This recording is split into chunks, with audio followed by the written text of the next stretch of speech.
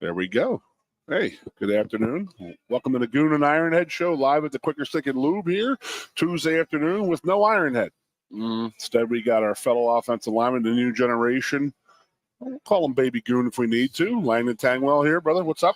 What's up, How you doing, man? How are you? I'm doing well. Thank you for having me on. You've been on the show a couple times replacing me, but now you're replacing the Ironhead. So now it's just an offensive line show right now. Yeah. So just to get this out of the way, we have already had a lunch that would have fed 13 different countries, I think.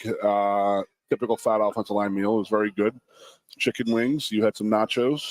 Yeah. I just finished off my Oreo milkshake as well. You did chase it down with a 17,000 calorie cookies and milk Oreo milkshake. So good for you.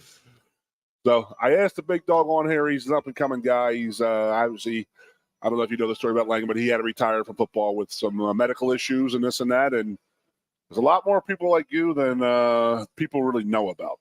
You know what I mean?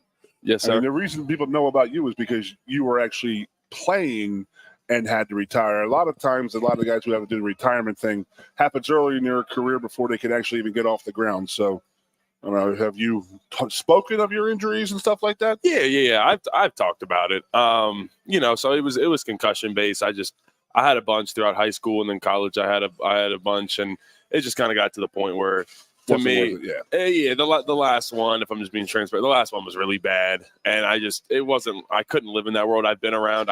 In high school, I had teammates that their dads played in the league for a long, long time. And did you ever go against Chris Jenkins? Do you remember Chris Jenkins? He was probably a little.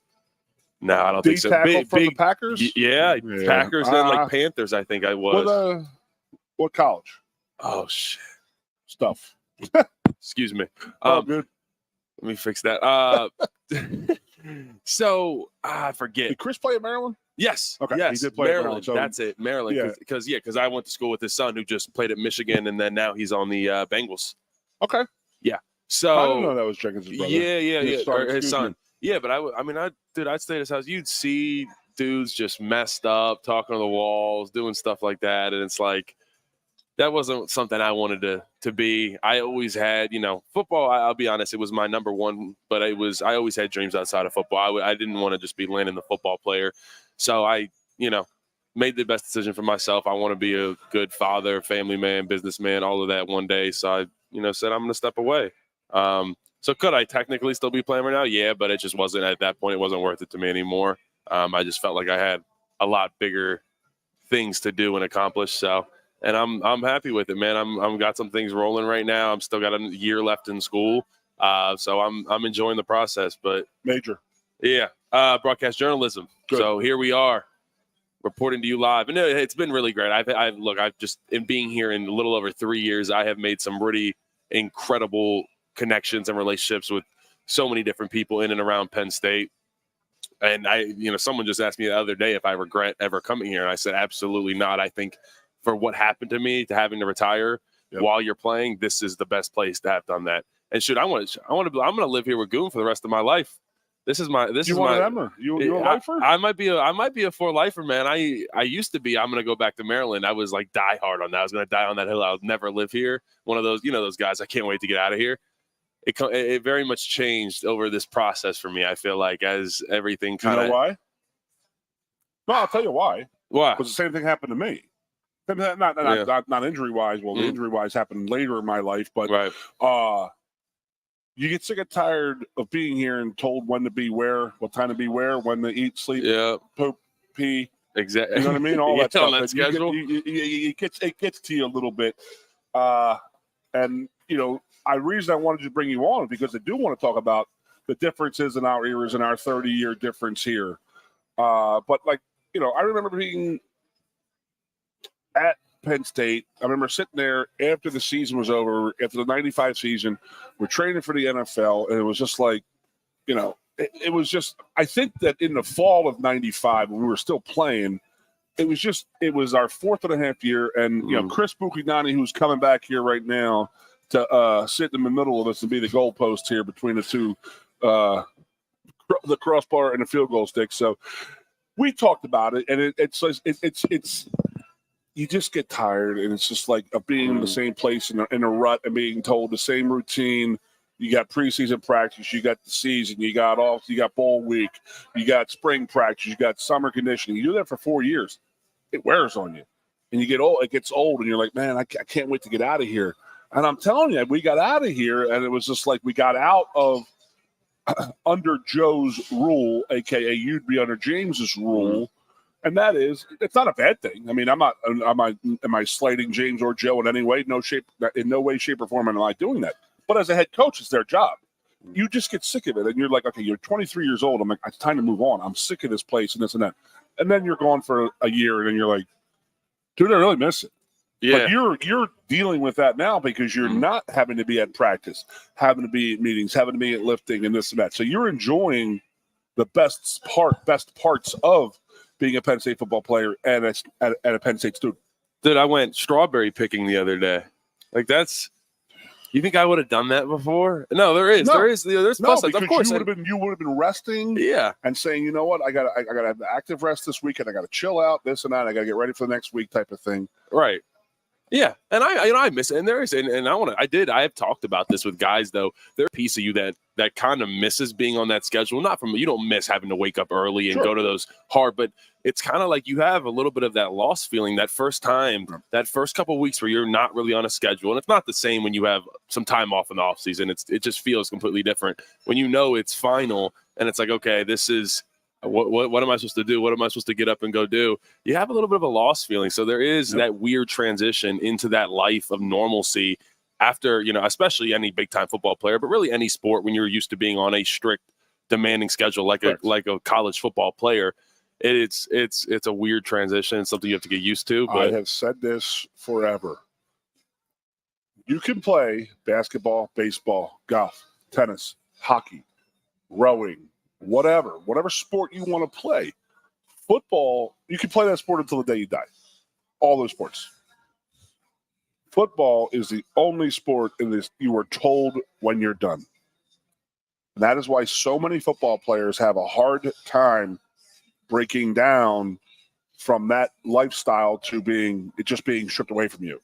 Mine was my neck and my shoulder, and it just went away. So that just happened, and I wasn't getting any more shots, and it was just tough because I had based my whole life on high school, college, NFL, and then family and kids and stuff like that. So when the NFL got stopped and everything got kicked off, it was done. Physically and mentally, I didn't know how to handle it. And there's definitely a lot of guys who are in your position, in my position, or guys who aren't injured, who just didn't make the NFL, and they say, what could have been? And you've got your Uncle Rico's out there who, he could throw a football over that mountain type of guy, But I'm saying football is that sport where there is a lot of depression when you're done, when you're told you're done playing football.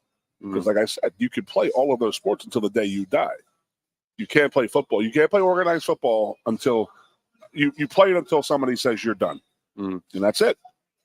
Like, you're not going to play anymore, Landon. You have to move on. It's time for you to move on in your life, and it stinks. It's tough to grasp, and some people can grasp it, and they can move on with it, and some people can't. Some people, like you see these guys in the NFL, they hang on too long or this and that, and they try to follow their dreams, and it's like, it's their dream. I get it, but if it's not going to happen, you have to come to rationalization that, okay, I'm done. I need to move on with my life, and how you need to find that competitive urge and competitive what had driven you to be a great football player. I still don't even know what really drove me, other than is what me and my friends did, and I wanted to win. And if you're going to do something, you better you better do it to win it.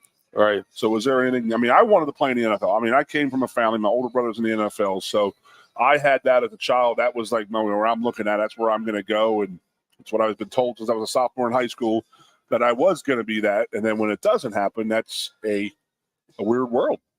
Yeah, it is. That's all I imagine myself since a little kid. Yeah, that's what was my first idea that popped in my head when you asked me what I wanted to be or what my dream was.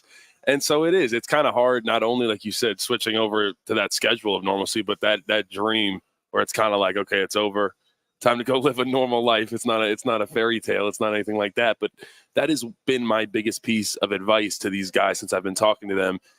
since this happened to me, since my retirement, is find something else you enjoy. Sure. Find another passion. You need that competitive edge. I like sales. Like you're a business person like myself, and you're doing radio shows. So a sale to you is getting a sponsor. So you got to get a sponsor that you have that same feeling you just won a game. That's how I feel. Yeah, I golf a ton. That's a big piece of the competitive side. I'll get out there that and goes away when they start bolting your back together. You probably won't have that issue. Yeah, I think I'm only 21 still, good. So I got a little bit of time. I was once you. I was like father and son over here. I was once like you. Hey, look, we looked the part too. Sure. I got my hair cut the same way. As I know. I gotta take it. I'll take it off. I went to the barber and I said, "Give me the Tangwell," and she said, "What's that?" I said, "The little boy haircut on the second from the left in that picture right there." Where the hell do you go? Where do you go to get your hair? I go to Federoff's. I don't know what business is above it right now. It's underneath. Actually, it's the block before, like 50 yards from Raising Cane's. Okay. So you know the reason why I go to Federoff's? Why is that? Barbershop is because my freshman year, and then you're talking to some of my old roommates, old friends, and Justin Williams and Kijana, and then OJ. But Kijana and Justin and I were in the same class, and me and Marco, we were the number one recruiting class in the country, and probably Joe's best ever. So the upperclassmen didn't like us coming in. You know how it is. I mean, that's just how it is. There's a lot of animosity, a little angst. So they walked in. We walked in the first day, and they said, "You ain't poop, and we're gonna shave you all your head." So this is when being a black dude was not cool, having a bald head, and I'm being serious. Jordan was the only guy around in 1991, probably, that was a bald guy. I think Charles still even had hair, so it wasn't cool for brothers to have the bald head. And I still say white dudes just don't look good with bald heads. I mean, no offense, Booch. That's a nice little jab right there. That was a perfect setup. That was really good. Booch, that was a good setup. That was he said it to himself and spiked it. So there we go. No, but I'm saying we walked in the first couple of days that we were here, and they shaved all of us bald. Every one of us bald down to the skin, and and then I think that Letterman's bowling tournament you were at a couple weeks ago, John said his never grew back. He laughs about that all the time because he had that little the little slope going on there back in the day.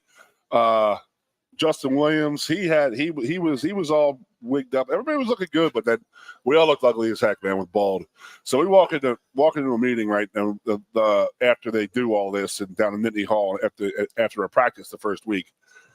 The old man was furious because that was institutional hazing in his opinion. So that was, you guys did this. It's offensive, and you guys, this is hazing. It's disrespectful because not everybody wanted to do that, and we were all like, I mean, I didn't give a crap.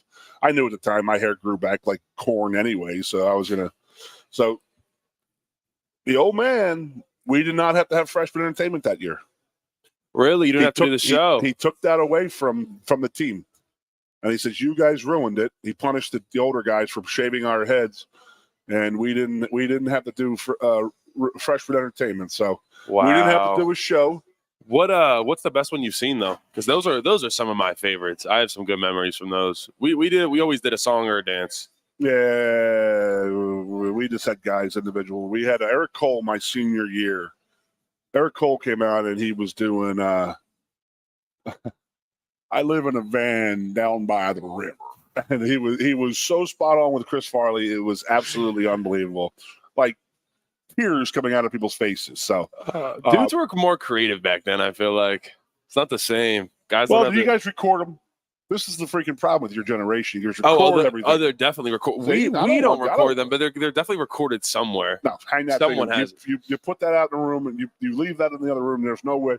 That's not coming in there. That doesn't leave that room. I don't disagree. That's one of the 2 billion differences in our society, in our generation. So get back to the haircut. So me and Marco, my hair grew rather fast. He wanted to shave his sides down a little bit. So we didn't know where to go. So we just walked from, I was in Pollock, he was in Shunk, went down to McClanahan's and made a right and just walked down, and we saw Federoff's Barbershop. And I go in there to this day. And it was 1991 with my first haircut in there.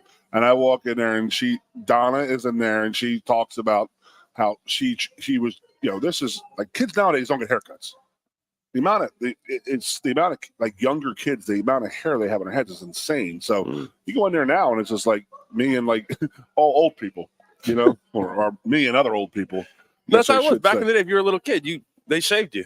You just got scalped. I had the same haircut. As I said, the little boy haircut, top one from the left right there, just enough to comb over. And in the summertime, my mother would go in there and they'd shave our head down. And she'd say, just leave it long enough to pull. That was the rule. So I still go to Fedorov to this day, and I go in there and I have my Sports Illustrated's on the wall. I tell her, thank you for the years of haircuts. But that's the reason I go to Fedorov, because we walked down College Avenue. That was the first one that we saw. To this day. Interesting. So you go with the first thing that you see and stick with it. I felt comfortable with it. They had Playboy and Penthouses on the. Okay, there you go. On like the old school barbers. So again, you wouldn't know that. No, I wouldn't. I was born in 2002. What were you doing in 2002? I was in 2002. Let me think here.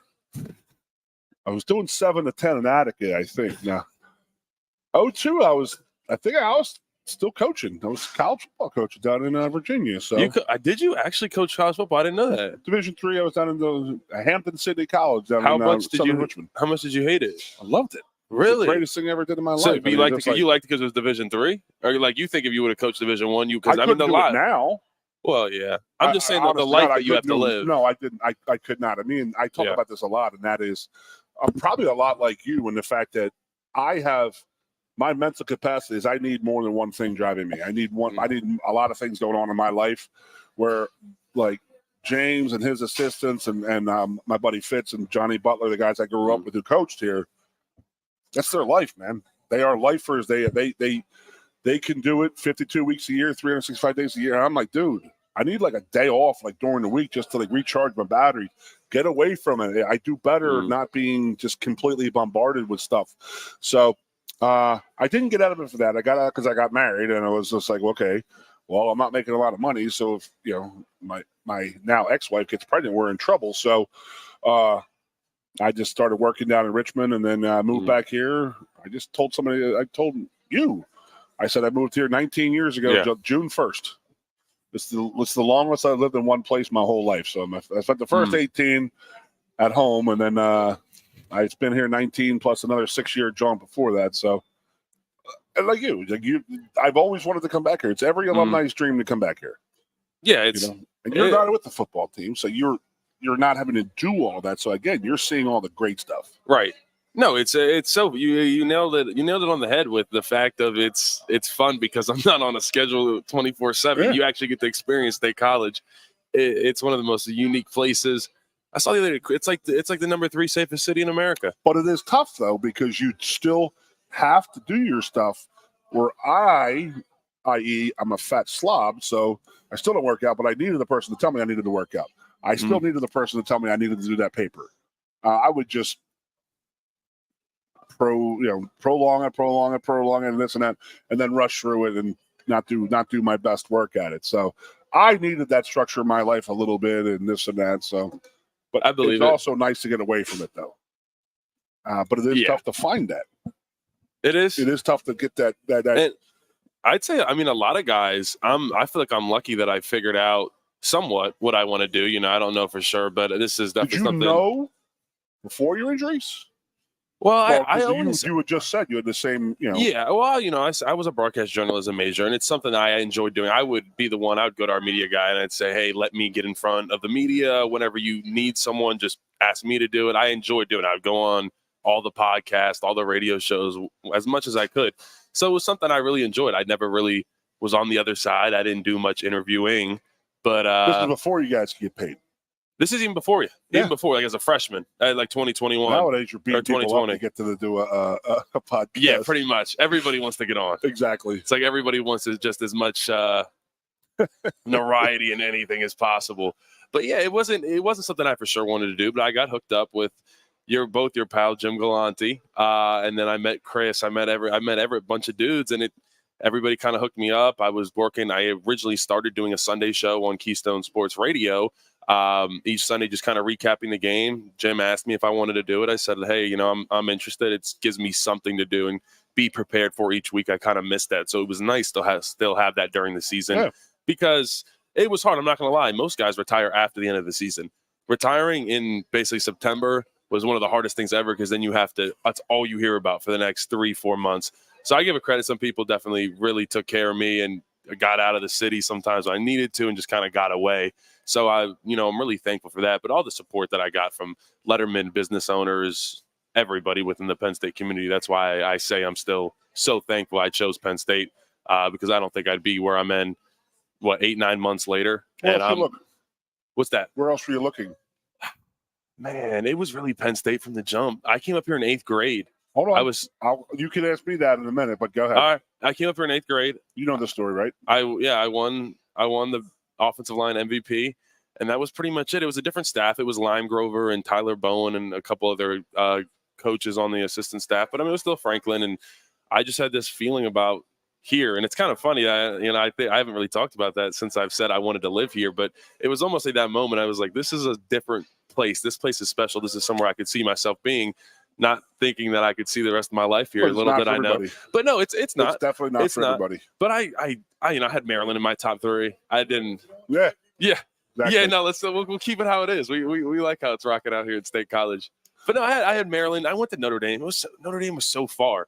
No matter how you shape it, it's a hour-and-a-half flight with a 2-hour drive. Unless you fly into South Bend in college, there's really not much. It's hard to get a flight there. So it was just kind of unrealistic. I wasn't going to be super far away from home. So at that point, I went out. I went out to like Ohio State freshman year. I told that story the other day. I went out and so my teammate, his cousin was Chase Young, and Chase Young went to my high school Pilates at the time. I was on the same team with like Blake Corum, Keziah Izzard, who's a defensive tackle here right now. We had a pretty good high school team. But I'm best friends with Chase Young's cousin. We go up, and I'm like a 4 or 5 star recruit at this time. And I've done well at some camps, and I meet with Urban Meyer. Didn't really go so well. I wasn't a big fan. I was in there right before Emmitt Smith was in there with his son, so that was I had a tough act to follow, and didn't offer me. So I was all distraught as a freshman. And nowadays it's like that's all you want is the offer. It's pretty bad looking back on it. How these recruits are. Now it's probably not even the offer. They just want as much money offered as possible. But back then, when I was being recruited, it was like you just try to get as many offers as possible. You just want that notoriety, that fame. And so I was mad, and I went back, and we were at Chase's apartment, and Larry Allen, everybody knows Larry Allen, the defensive line coach there at Ohio State right now. I thought of another Larry Allen. So the guy who just passed. No, I think Larry Allen, the offensive lineman. Larry Johnson. I'm so sorry. Excuse me, Larry. I was talking about LJ. Yeah, gotcha. I messed that one up. Sorry about that. Yeah. R.I.P. Larry Allen. That was a big mess up. That was a big mess up. R.I.P. Larry Allen. Larry Allen. He's the best I ever saw. Easily the best offensive lineman I ever saw. He's a savage. Yeah. There's a drive of him where Madden just watches him the whole drive. Have you seen that on YouTube? Look it up. It's Larry Allen. That's called Sunday with John Madden. There's every game. Every game. Oh, you feel Larry Allen. Boom, bam. Now, don't get me wrong. It was at the time, as an Eagles fan, I was like, dude, come on, man. It's just bull crap, He's picking on Andy Harmon and William Fuller. Poor guys. You know what I mean? Guys. Yeah, that game wasn't for that. He played a different game than everybody else. But sorry, back to this story. Larry Johnson, excuse me. Yes. Who obviously everybody knows Larry Johnson here. He's the defensive line coach for Ohio State, and the Maryland area was his recruiting area. So he recruited me. That's his breeding ground. Yeah. And so Chase, he's like, did they offer you? And I'm like, nah, this is after Chase. It was their spring game. He had like 4.5 sacks. This was going into his last year. He was just like the king.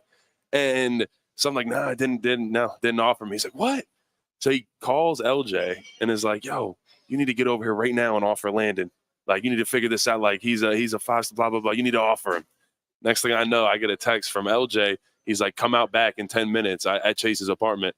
And I walk around back, and I don't even know if it's a violation. Who knows at this point? But no, I had a close relation to him. And he comes out and he tells me out back. He's like, you have an offer?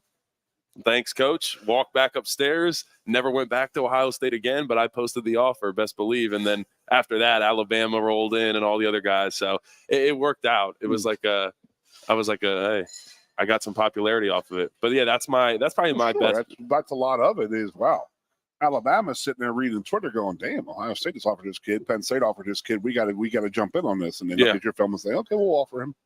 Yeah. I mean, that was big. Momentum. That's what it is. Yeah, yeah. I mean, that's how it works guys nowadays. You see nowadays who commit and they're a 3-star, and then 2 weeks later they're 4 stars because they got 7 more offers. Yeah, so, it's like getting more looks makes them more attractive to other teams. Hey, no, but I do want to say this before Chris comes on the air. The bald kid, Powder, my man Powder.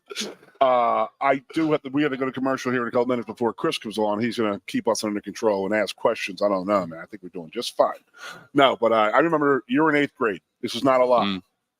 Mark Brennan from 24/7 Fight on State calls me and says, "You got to get over to camp right now." I said, "Why? What's up?" He goes, "Dude, there's an 8th grade kid there, destroying people, like destroying like Penn State scholarship kids." I don't know who the guy was, but it was somebody from Baltimore. You smacked around a little bit, and everybody was like, Jesus, this kid's in 8th grade. Like, what's going on here? Well, this is the future, all this and all that. So I have had my eye on you for more so than you thought. But I always used to ask Brennan, I said, is big boy coming, big boy coming, big boy coming? And then, you committed, and I said, all right, here we go. And then I met you, and here we are now. Look at us doing shows, talking about haircuts at Downtown State College. So stuff changes fast. Huh? Yeah. So all right, we'll take a little break here. Come back with Chris Buchignani and get us under control a little bit. We're out of here. Coast into fall with a new Kia from Lion Country Kia. Right now, get a 24 Kia Seltos for 5.25% APR for up to 48 months. A new Sportage plug-in hybrid at 0.9% APR. Check out our 23 Sorrento hybrid for as low as 4.5% APR. And don't forget, all 2023 and 2024 Kias come with a 10-year, 100,000-mile limited warranty. Stop in and meet with one of our sales experts today and coast into fall at Lion Country Kia. We want to see you in a Kia. If you love wings, if you love rings, and all kinds of other tempting things, great times, great food, get to Quaker Steak Lube. Get our Best Wings USA, signature sauces, mouth-watering appetizers, or any of our delicious award-winning lube favorites. Great times, great food, get to Quaker Steak Lube. The Center Hall Farm Store has been serving Center County and beyond for well over a half century. A small family business, the Center Hall Farm Store specializes in animal nutrition and manufactures its feed fresh using local ingredients. Get the best in horse, cow, pig, chicken, and bird feeds. If you're not already a customer, stop in and see why so many of your neighbors are. The Center Hall Farm Store at 110 West Allison Street in Center Hall, or call us at 814-364-1393. The State College Spikes are hitting the field all summer long. Enjoy fun, affordable family entertainment as the future of baseball is on display in Happy Valley. Spikes games have something for everyone at the new look Medler Field at LeBron Park. From great giveaways to fantastic deals, from special appearances to plenty of fireworks, all the way through September 3rd. For tickets, call 814-272-1711 or get the schedule and buy and download at statecollegespikes.com. Ready to be part of something bigger? Come pave the road to success at Glen O'Habaker and discover a career where your hard work and determination can build a bigger, better future. Our team believes we can build a stronger future together. Join us at Glen O'Habaker, where we value teamwork on the field and on the job. Go to GOHcareers.com to apply. GOHcareers.com. And best of luck to all the Center County sports teams all season long from everyone at Glen O'Habaker. With a Timber Kids savings account, you can start to save money, earn prizes, and teach your kids the value of savings. It's easy as 1, 2, 3. Building futures is what we do at TFCU. You really need to belong to a credit union. You belong at TFCU, Timberland Federal Credit Union, a credit union you can grow with. The Goon and Ironhead. Hey, welcome back, everybody, to the Lion Country Kia Goon and Ironhead show, coming to you live from Quaker Steak Lube in State College.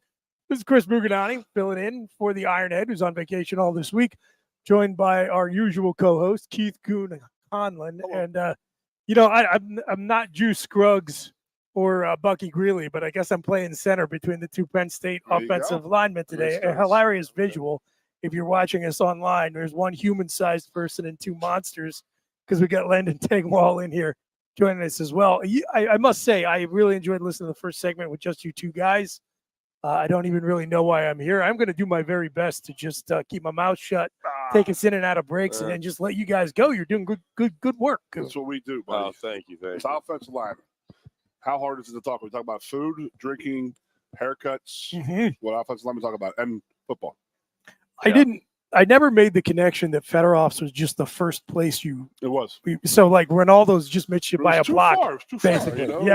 yeah. If you would have been coming from West Campus, if we you'd be came in down there. from the Yeah. Buki building, we were good to go. You know, if we had been coming down from Willard, it'd have been Ronaldo. Where'd you guys live the first year? Oh, so we're getting into this already. Here we go. Well, I know where you live. It kind of happened. Oh, yeah. You just like Kerry Collins, Kevin Horn, and myself. You lived in Porter Hall. Absolutely. Yes, sir. Oh, Absolutely. So we had to spend our freshman years in a dorm. Now, off the air, Landon had told me what the differences of the accommodations that kids have nowadays, and I said, "Don't tell anybody that because you're just going to make everybody very upset." Look at this picture. I understand we're on the radio and everything, but just to paint a picture for the I mean, I look like a child. the sitting camera adds like between 20 you pounds, two Booch, so guys. you look right, like exactly. you look like you weigh about 103 pounds, like You do look like I look like I won a Make-A-Wish I was- contest. yeah. or something. I was going to say a Make-A-Wish kid, but I didn't want to insult the Make-A-Wish kid. Oh yeah, fair. It fair. is what it is. Okay, Yeah, sorry. So, I mean, your we lived- freshman we lived in year, Porter Hall, yeah, so living. we lived right there in Pollock. We all lived in Pollock, and then after your freshman year, some of you got bumped up to. I know that Landon had talked about Justin Williams, who's now the Football Letterman's Club president. He's in my class. He had moved into the apartments because there were certain people who had got kicked off the team or graduated, so some of the apartments would open up.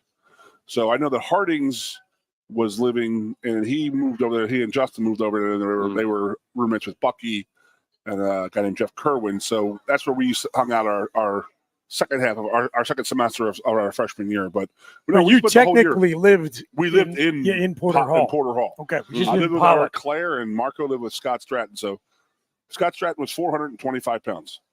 Marco was 285 pounds, and you know how small those dorms are.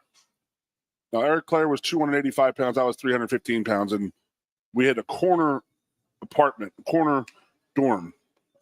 And that was, for some reason, it seemed like it was a little smaller. I don't know if because we were just bigger than most, but just crazy right out looking over the quad of Apollo Commons. But we spent our whole freshman year there in the dorms, and then we graduated into we got lucky. We were sophomores, and me, Marco, Jeff, and Justin Wheeler got put into the apartments. And in a weird world, the Apartments was built in 1985. My brother lived in 2308 in 1986 for the national championship year. My sophomore year, they put us in 2308, and there's 150 apartments out there. Yeah, it's a lot. And we had the exact same apartment number and everything. It's crazy. That's neat. It was very cool. So, they're redoing all of them now. The apartments? Yeah, and they did the first row, and then it got all the football players went in there, some basketball players, and now they're doing more. About half of them are done now. So yeah, they're redoing it. But a lot of athletes are now going straight into. That's just how it's. We're not just football players. A lot of athletes are just going straight into the apartments because that's where a lot of the athletics are. So it's easy access for them to get right over. But before that, we would all athletes would go to East Halls. They'd be in Martin, which Martin's the newest. Then East Hall is built in like 2017, 2018 maybe.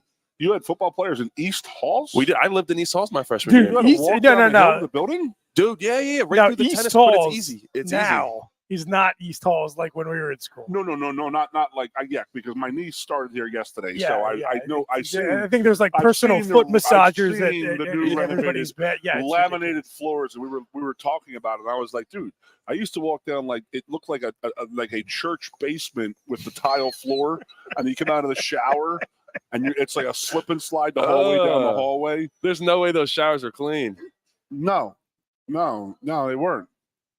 Yeah. No. Yeah. We had a good. No, I had a good time in East Halls. I lived there for. But you were living in the nicer apartment, so one of the newer. The nicest one. So I lived you there had for. to walk to Pollock Commons every day to eat breakfast. I did, but it was COVID time, so they just kind of there wasn't really anything open when I first got there. I got there in January of 2021, so I early enrolled. It was a weird time. COVID was completely different. We got all our money on. I've talked about Mucho, the app. Basically, it's the on-campus currency where the team will load some money on for you. You're able to go around to select restaurants that are on with Mucho. You can get Chipotle. You can go to Giant. You can go to all the stuff that you need. This is exactly what I needed to hear, right? This is precisely why we're doing this show. I will tell you what it does do. Dudes will go and they'll spend their whole check on like a barbecue, and we'll put together like a sweet cookout. If a guy on the team's a cook, Nick Dawkins, he's a big time cook. We'll get out there, out where we live in Park Forest over there. Not to put it. Oh damn! I just gave out the drop on Nick Dawkins. He's not gonna like that. Well, we used to do that too, but we have to use our own money. Yeah. Yeah. We used to go to Giant, and they'd have like the meat that's going bad, like tonight must sell by tonight. Oh and man, we're you cooked that up. What the hell else we got? Well, now we got NIL that's money. Difference in the summertime. So you guys see, this is a huge difference, and this is one of the benefits. I think it's so much better what you guys have now than what we had. So when in the football season we had our breakfast, we had a mandatory breakfast, and then lunch you just gave you points and you go to any of the dining halls on campus.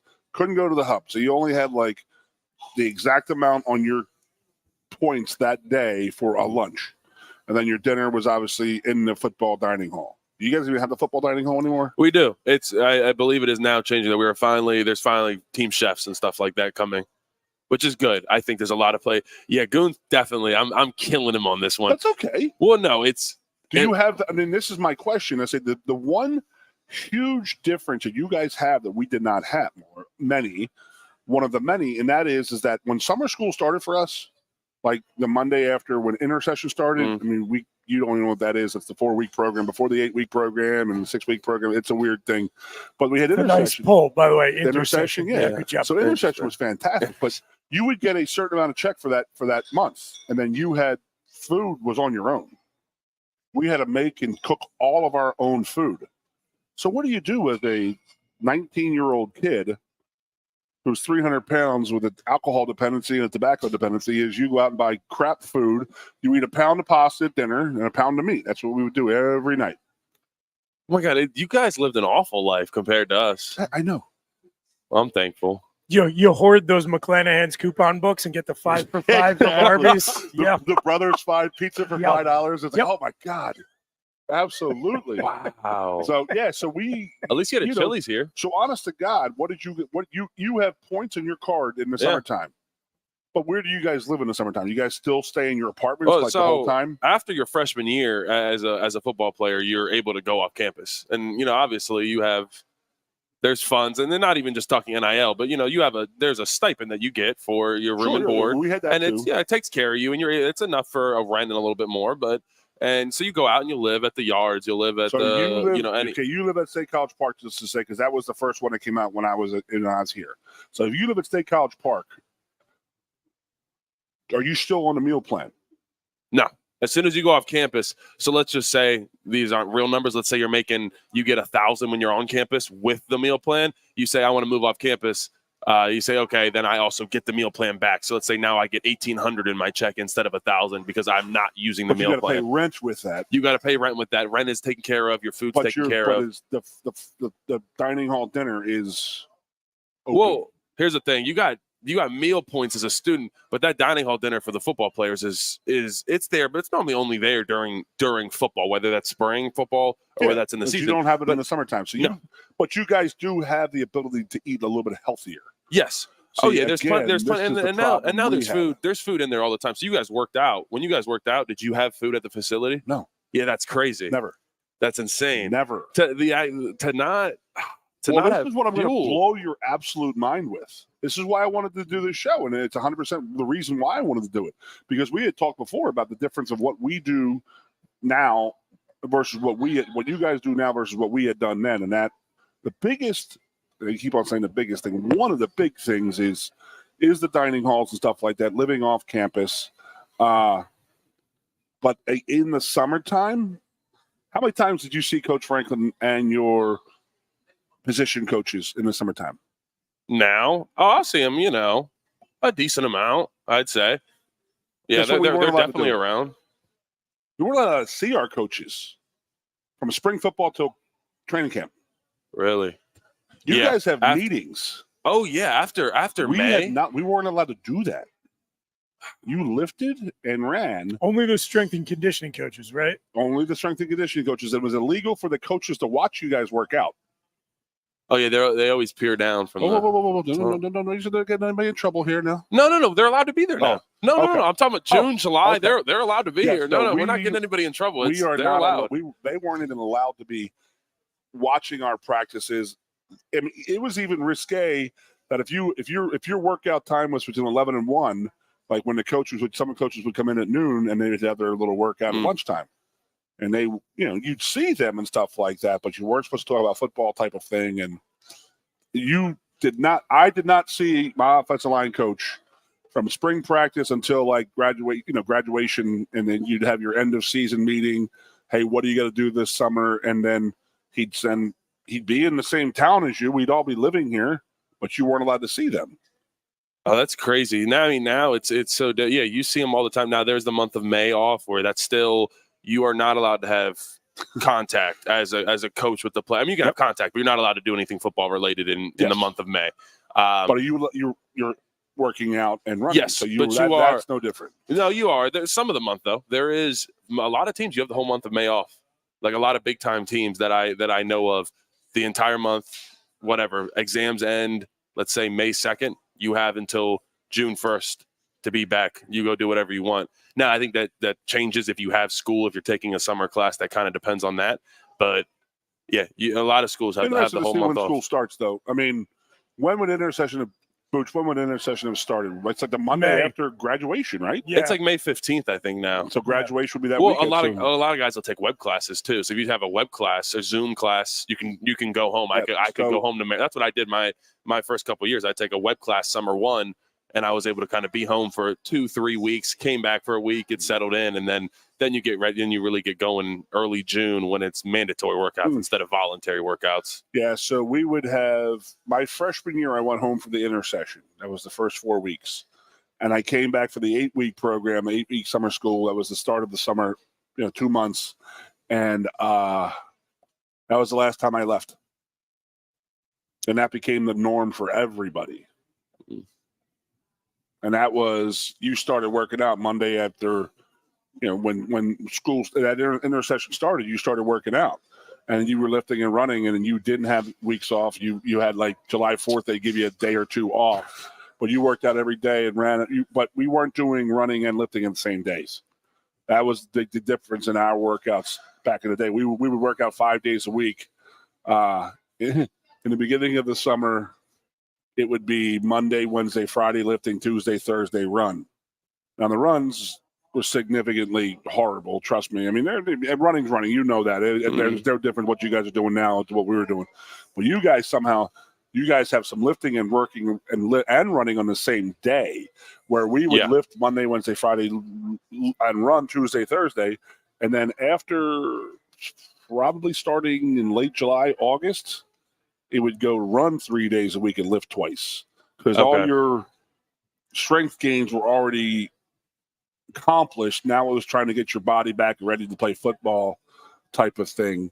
So we didn't have time off type of thing. And then we do our summer conditioning test, and this was always the best part. Then you do your summer conditioning test, and you'd have like 3 or 4 or 5 days at home, and you come back, and the guys, they did have the freshmen have to do the conditioning test when they came in and stuff like that. And we would all be done and all ready to go. So that's my favorite thing, watching the guys that are like struggling with the conditioning test. Well, yeah, because I remember I came back after that first 4 weeks that I said I was at home and this and that. Yeah, I wasn't doing what I was supposed to be doing. Oh, no, absolutely not. You're partying. Well, I'll tell you my favorite thing, and this is a shout out to Chuck Losey, because everybody kind of likes this. We hate it, but we like it. So after the conditioning test, you're done, and you don't know if you touched with the wrong hand. If you did something wrong during the conditioning test, you're not alerted right then. You go home, you got to sleep, you got to come back the next day. And we have these TVs in the locker room, and it'll have your name, and it'll have a green, or it'll be red next to your name. So you don't find out till the next day after you did the conditioning, unless you know for sure you messed up. But you might go a whole day. I had many of teammates think they went the whole day. They say, yeah, I'm good, I passed. Come in the next morning, you see a nice red X next to your name. And sometimes that means we would normally do the conditioning test before we have that week off. Did you guys ever have a week off in July before camp started, pretty much? Not July, but it'd be August. Oh, you had a week off in August? Well, when we didn't start camp until mid-August. Really? We start camp August 1. Pretty much everybody. I mean, that's how most people do it now. I guess never mind, because I got here. My first day at Penn State was July 27th, but we played in the kickoff classic. But you guys play August 31st. Yeah. So you got a whole more game than we do. So think about that. Right. Yeah, but don't forget they're not doing 3-a-day practices like you guys were. That's a fair point. Well, all schools do it. They'll do like a jog through in the morning. That's not a real practice, and kind of just get some light work in, which is good. I think that's a good way. A good compromise from going from 2 days. Do you think 2 days are really good for the body, though? I mean, I know you had to do it, but I know we had to do 3 it's days. Killer. Dude. Yeah, that's ridiculous. You guys used to go on bowl trips and do 2 days. Tell me about it. Yeah, when I heard that, when I heard about it that, cost us money. I'm like, you guys went to the Rose Bowl and then no, we didn't go to the Rose Bowl. Well, don't think we went to the Rose Bowl. We should have a good time. We did not go to the Rose Bowl. Other than to go out there, it was a business trip. Didn't you go a week early? So 2 weeks early. 2 weeks early, yeah. That started in 1993. What site did you go to before the Rose Bowl? Rose Bowl, we were up in Huntington Beach. Oh, that's kind of nice. You guys did you get to go to the beach? Dude, we had 3 practices a day. That's so criminal. We beat the crap out of us, dude. It was what? And it was only for a week, but the theory behind it was, and I appreciate and understand the theory, and that was that go out, get your work done, because what happened is at the end of the season, Joe would kick us out for 2 weeks and say, I don't want to see you. You got school, you got finals, get that straight. So we didn't do anything for those 2 weeks where on the weekends there'd be like practices and on like a Friday night and a Saturday in December. Did you guys have those? Yeah. Bowl prep is pretty long. It's going to be like different now during the playoffs. It was more for the freshmen and redshirt guys who didn't play all year to do that type of thing. And but then when you got out, we went out to Huntington Beach. We get out there and it'd be like, oh man, it's beautiful out here. And it's like you see the ocean all day when you're going to practice and coming back from practice. Then you go to your hotel room and you sleep. And then you wake up and you got to go back to another practice, another meeting, and this and that. So think of your worst preseason practice, and that's how our bowl – it was only a week. So, but the rationale behind it was get out there, get acclimated to the weather, work hard, get all of our hitting, get all of our practice, everything straight, ready to go, that when we get to the Rose Bowl, we can actually enjoy the Rose Bowl. Like we went to, Universal Park, Disney World, Knott's Berry Farms. We did all that. And you guys probably did the same thing, but you guys were probably like, we're out of here. It's, oh yeah, that was sort of our wind down time. And that bowl was so crazy. And so was the Citrus Bowl because of all the different amusement parks they sent you to, that we ended up saying to the old man, like, we don't want to go there today. Like, we're sick of walking around. Like, how many times have you been in an amusement park for a week? So yeah, we would honestly sometimes we'd go to the park and you could walk around. There's 45-minute wait times on each ride. I'm like, we're just going to Uber back to the hotel. Yeah. Me and the boys, me, Olu, Nick Dawkins, the boy, we go to Cheesecake Factory and chow down while everybody else is still at the amusement park. Absolutely. And it's like, looking back on it, it seems so selfish because it's like, dang, we can go to Disney World and all this for free and stuff like that and do it. And like, Yeah, but I will give a credit to Coach Franklin, and nowadays it is just much easier and nicer. We just go down a week early, and the first 2 days are pretty much, we might have a light practice here, but for the most part, you get to go out, you kind of get to take in the scene. Guys get to go out at nighttime because the second day there is kind of off. That's that Monday, because normally, you have Sunday practice, kind of get acclimated. So we'll get there on that Sunday, get acclimated. Do that Sunday style practice, and then you have that night to kind of have fun. The next day is kind of that off day, so we keep the same type of schedule, and then you move into the week. Then you got Tuesday, Wednesday, both work days, and then but we'd have stuff after each practice. we got to go to Lowry's. Were they doing that when you guys went to the Rose Bowl? I'm getting laughed at right now. You touched a raw nerve. What's Go ahead. Tell the story. Why does he have a problem with Lowry's? Oh well, you're gonna find out. Oh, this is good. I'm glad I brought it up. Yeah, me too. I have to say one thing before the Lowry Steakhouse beef bowl story, and that is that the old man knew we were 18 to 22-year-old kids who wanted to go out and sell our oats. So we would have off December 24th to 25th. He would just, I don't want to see you. We'll have a Christmas dinner on Christmas Eve. Excuse me. You had Christmas dinner, Christmas Eve, and then Christmas Day and the 26th, you were free. That was the old, like, we're going to beat the crap out of you for 4 days. You have 2 days off to get it out of your system, AKA go out and drink and have a good time. Because we're going to be 18 to 22-year-old kids and go out and have a good time. But the thing is you went out those 2 days. Now think about how smart the old man was. How many places are open on Christmas Day? Exactly. So he would sit there. You'd just be sitting there like this. You'd be sitting in your room drinking beers with your buddies. It was no big deal. Whatever. Do that anyway. But then the 20s, and then the 26th, you really couldn't go out that hard because you knew you had practice the 27th. So the old man, he was smart about what he did and how he did it. So, okay, we have a break to go to. We want to get into the. Do you want to do the break right now? No, I don't want to. I don't want to froth. I did want to talk a little bit more about the bowl trips, though. What was your favorite one that you guys? My first one, because I didn't have to play. Yeah, that's the best. I played the Fiesta Bowl my true freshman year, and I didn't have to practice with my shoulder. I had just had shoulder surgery, so I was the same way. Yeah. That's the best one. You have when you're injured at a bowl trip. Oh my gosh, that's like the best thing possible. Like they're gonna put you in Laguna Beach, and you're like, okay, all right, exactly. So Lowry's Beef Bowl. Yeah. So all week we're sitting there at the Rose Bowl, and none of us enjoyed the Rose Bowl. We always thought it was the crappiest of all the bowls we had gone to. It just seemed like they were the people who ran it were very cocky and conceited. Like, hey, we're the Rose Bowl. You know what I mean? Like, we don't have to roll out the red carpet. The people at the Fiesta Bowl, the people at the Citrus Bowl, and the Orange Bowl that I had been to were just outstanding. Like, what can we do? What can we do? What can we do? Let's make this better. And then Rose Bowl was like, well, you're doing this, and you're going to do this, and you're going to do this. Like, we were there for them. And it was just like, and then you're in L.A., you're walking around L.A., and there's 2 billion things to do out there. And they're like, well, let's Penn State. What are you doing out here? And you're like, we're playing in the Rose Bowl. Oh, you guys are part of the parade? And you're like, no, we're part of the game.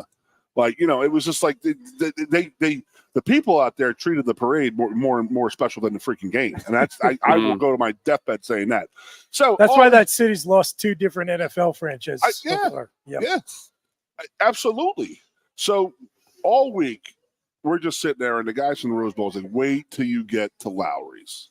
Wait till you get there. It's all you can eat prime rib, mashed potatoes, the corn.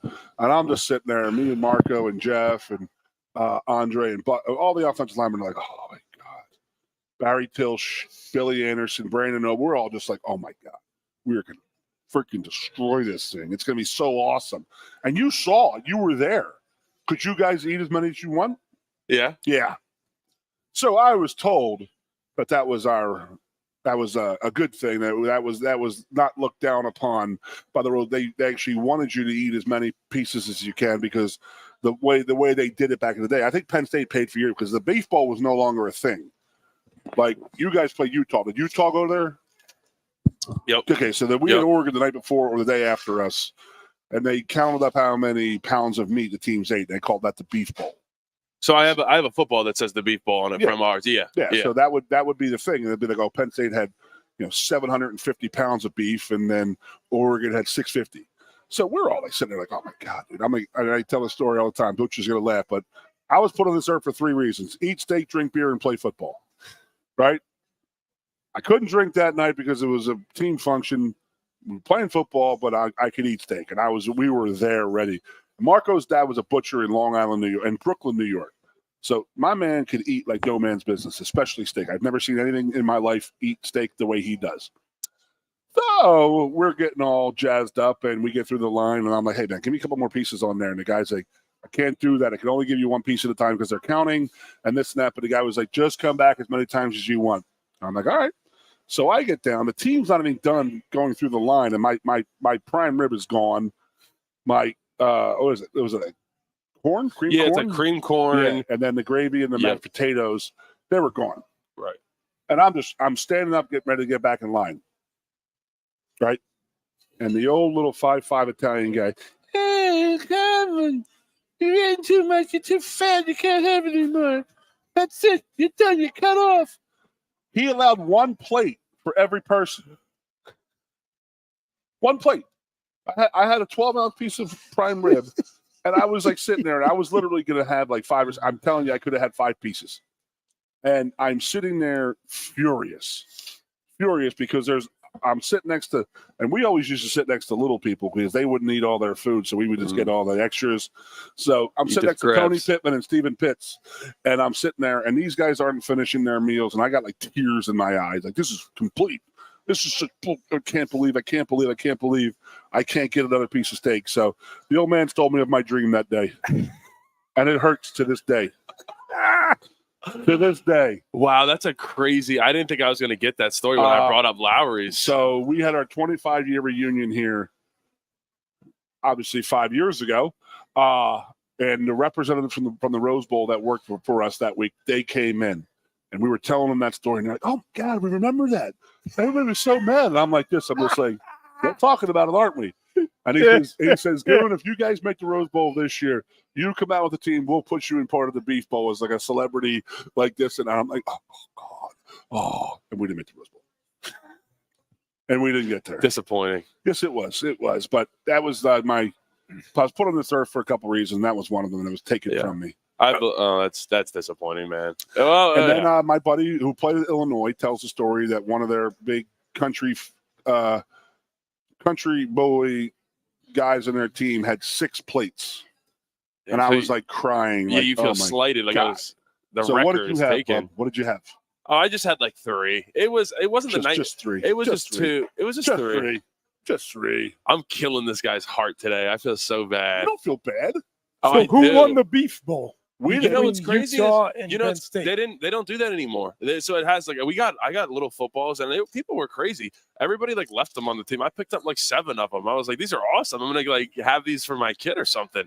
And so it just had the Beef Bowl on it. But we didn't get weighed because they were just bringing them out.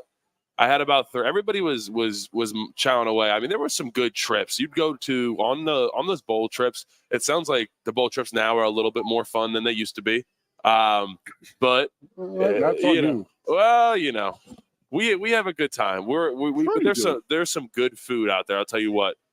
Atlanta, Georgia, bad food. Bad food. Don't go to Atlanta, Georgia if you want any type of good food. Peach Bowl, kind of consensus. Peach Bowl was the worst. Wow. So sorry if there's any. Yeah, like by far, Outback Bowl is better than the Peach. We enjoyed the Outback Bowl. Honestly, that was fun down in Florida. We were in Tampa. Correct. That was a good time. We played in the inaugural. Yes. Yeah. For I believe sure. you did. Yeah. I was with Spider the other day, and he was showing me. It's amazing to me that there was a Blockbuster Bowl. 2 of them. Yeah, you guys went to. Yeah, you went to 2. Did he tell you the story? What about the patch? Well, that's where that happened. But what we had signed up to play in that game in May. Yeah, because when we weren't college, old school college football was crazy. Yeah, we were not in the Big Ten yet, but we were in the Big Ten in all of their sports. But in 1992, we were not in the Big Ten yet. So the Big Ten, we were not part of their bowl like situation. There were still New Year's Six bowls, right? Let's not talk about this. There were to answer that question. You know what? I'm going to answer that question. Then we're going to go to break. Then I want to hear you can tell the story about the Blockbuster Bowl when we get back. But no, there were no New Year's Six. Like what you think of, there. What you think of as the New Year's Six. All those bowls existed. And what were the major bowls and what were the not so big bowls? Somewhat has shifted over the years. Now, always the Rose, the Sugar, the Fiesta. Fiesta got made in '87. Yeah, due in no small part to Penn State. They've all been pretty big. The Orange has always been pretty big. the Cotton Bowl the cotton and the peach have not always had the prestige attached to them that they do right now. But what are they were big when they were back in the day. Then they had a big lull in the 70s and the 80s, in my opinion. Yeah. And then they picked up steam when they got part of the New Year's Six. And so going back to the time that Goon is talking about, this is even before the Bowl Championship Series, which pitted the number one and the number, guaranteed there'd be a number one versus number two game. Again, well, we were responsible for that too. Yeah. So back then, when they instituted the BCS, they picked the biggest bowl games, and they would cycle around the BCS championship game in the same way that the Bowls would share the playoff games now. But back before any of that, you had conference tie-ins for the Bowls, and then other than that, it was by invite. So and there weren't like 65 different bowl games. There were probably fewer than half as many as we have now. And so when one of these new bowls would be getting started up, it was to their advantage to try to lock in a commitment from a big name team that was going to travel. Yeah, they knew we were going to travel to South Florida and stuff like that. Right. And they said, all you got to do is win 7 games. And that was one of the reasons why we actually had such a horrible season. It's because we weren't playing for anything. We had to play for the national title or the Blockbuster Bowl. Ugh. So that was that was the only way to get out of it, was to play in the Natty. Yep. And then once we did not, we lost the game to Miami in Game 6. Everybody just folded their tents up and said, "We're done," and that was it. And then, yeah, I heard Spider. Yeah. Oh, we about to take this one to break. Let's do the break right now. Tell the Spider story when you get back. You're listening to the Lion Country Kia Goon and Ironhead show live from Quaker Steak and Lube. The all-you-can-eat wing buffet is open. Absolutely, folks. brother. And we're not going to turn Goon away or restrict him to one plate here at Quaker Steak Lube in State College. I could do a plate after lunch we had. I'm Chris Bucanati. We went Fat Boy for lunch, buddy. I'm with Goon. I am with Landon Tengwall. This guy's making his own chicken. Are finding us on the airwaves in Happy Valley on Sports Talk 98.7 The Fox, WFXS, Pleasant Gap State College. Stay with us. We'll be right back. Coast into fall with a new Kia from Lion Country Kia. Right now, get a 24 Kia Seltos for 5.25% APR for up to 48 months. A new Sportage plug-in hybrid at 0.9% APR. Check out our 23 Sorrento hybrid for as low as 4.5% APR. And don't forget, all 2023 and 2024 Kias come with a 10-year, 100,000-mile limited warranty. Stop in and meet with one of our sales experts today and coast into fall at Lion Country Kia. We want to see you in a Kia. If you love wings, if you love rings, and all kinds of other tempting things, great times, great food, get to Quaker Steak and Lube. Get our Best Wings USA, signature sauces, mouth-watering appetizers, or any of our delicious award-winning lube favorites. Great times, great food, get to Quaker Steak and Lube. The Center Hall Farm Store has been serving Center County and beyond for well over a half century. A small family business, the Center Hall Farm Store specializes in animal nutrition and manufactures its feed fresh using local ingredients. Get the best in horse, cow, pig, chicken, and bird feeds. If you're not already a customer, stop in and see why so many of your neighbors are. The Center Hall Farm Store at 110 West Allison Street in Center Hall, or call us at 814-364-1393. The State College Spikes are hitting the field all summer long. Enjoy fun, affordable family entertainment as the future of baseball is on display in Happy Valley. Spikes games have something for everyone at the new-look Medler Field at Leblano Park. From great giveaways to fantastic deals, from special appearances to plenty of fireworks, all the way through September 3rd. For tickets, call 814-272-1711 or get the schedule and buy and download at statecollegespikes.com. Ready to be part of something bigger? Come pave the road to success at Glen O'Haw-Baker and discover a career where your hard work and determination can build a bigger, better future. Our team believes we can build a stronger future together. Join us at Glen O'Haw-Baker, where we value teamwork on the field and on the job. Go to GOHcareers.com to apply. GOHcareers.com. And best of luck to all the Center County sports teams all season long from everyone at Glen O'Haw-Baker. With With a Timber Kids savings account, you can start to save money, earn prizes, and teach your kids the value of savings. It's easy as 1, 2, 3. Building futures is what we do at TFCU. You really need to belong to a credit union. You belong at TFCU, Timberland Federal Credit Union, a credit union you can grow with. The Goon and Ironhead. Welcome back. It's the Lion Country Kia Goon and Ironhead show coming to you live as we do every Tuesday and Thursday here on 98.7 The Fox from Quaker Steak and Lube in State College. All you can eat wing buffet is open. I'm Chris Bucanani. I'm filling in for Ironhead, who's on vacation all this week, maxing and relaxing.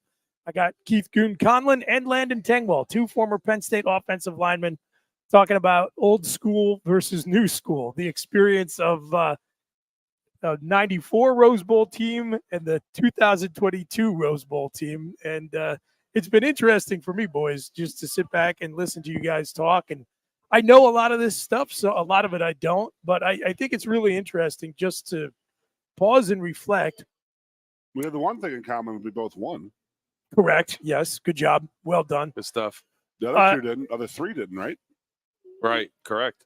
Yeah. Well, so Penn State is 2-3 in the Rose Bowl all time, which is, Hugo Bezdek just really choked. He did. He did. Hugo put us in the hole right out of the gate. 1923 was 2-2 in the Big Ten era. Ooh. Hell of an era. So anyway, what I was going to say is I like to pause and reflect about how I've been watching college football my whole life and how much it really has changed in the last 30 years is unbelievable. I wanted to ask you, Landon, actually, since we're talking about our record in the Rose Bowl, did you guys ever really think about the fact that you were playing in what was going to end up being the last Big Ten Pac-12 Rose Bowl? Did that ever come up, or did you even anybody mention it? It's weird. It was known. We talked about it. It wasn't like a big thing at all that we talked about. Like this, the final true one. No, it wasn't, and it was weird. I kind of thought that afterwards, and the game was weird because if you remember, that was the day that the DeMar Hamlin situation happened. Correct. It was that same day. It was. Like, that's right. 15 minutes afterwards. It was like we got into the locker room right after the game. We're celebrating on the field. Everybody starts to pull out their phones. Do what you do after nowadays. Go on social media. Sure. In the locker room, we're celebrating, and everybody's like, "Yo, someone just died on an NFL field." And like, obviously, thank God he's fine now. And but that was so twice. Yeah, 2 different times. So it was kind of an interesting day. It was a weird day looking back on it, but it was fun being in California. I kind of in agreement that the Rose Bowl, it wasn't good. The venue now, they kind of, I don't know how it was for you, Goon. I doubt it was the same, but they basically, there's a built-in city where like crypto.com is, where like we stayed downtown. I forget which hotel it was, but there is a built-in, they basically call it like its own little city that they built purposefully. And so where it's kind of, they keep stuff out. This is where people come in for conferences. They keep it clean and good. But I mean, it was an okay time. I will tell you, I know they didn't get this, that on now, if you're playing a New Year's 6 game on the way to New Year's 6, all the bowls, they pay for business class flights. So you get the one where you can slide all the way down and sleep like you're on a bed. And that's Penn State paid that. On your plane ride out there? The plane ride out there. I don't know. I guess Penn State, I don't know, but all teams do it for the New Year's 6, but they don't do it for other bowls. So that's why I think, I don't know. Maybe it's not the bowl games that pay for it, but if you're in a New Year's 6, you get the business class where you can recline the seat all the way. You get like 2 meals. Now you're just rubbing my face with it now. Now, the only thing that we can make money on at Penn State, and don't get me wrong, I mean, people take this the wrong way or don't understand. The old man would have gotten us every penny we could have gotten legally. Every penny. He was pushing for paying players 25 years ago. He was pushing that big time, dude. There's no ifs, ands, or buts about it. So they made a rule in the early 90s that you get a first class ticket out of your hometown to the Rose Bowl. So it would have been the Orange Bowl or the Fiesta Bowl or wherever we went. So for the Rose Bowl that year, I got a check for $1,350. And we did not travel as a team in my time. And I did the first year, then in the last 4 years, we would get down to the place earlier. And You get a check for $1,350, and if you could find a cheaper flight, you could take that. So all of us would just sit back and coach and collect the money. So I got a flight for $350. So I made $1,000 going to the Rose Bowl. Then you get out there, they give you your bowl check.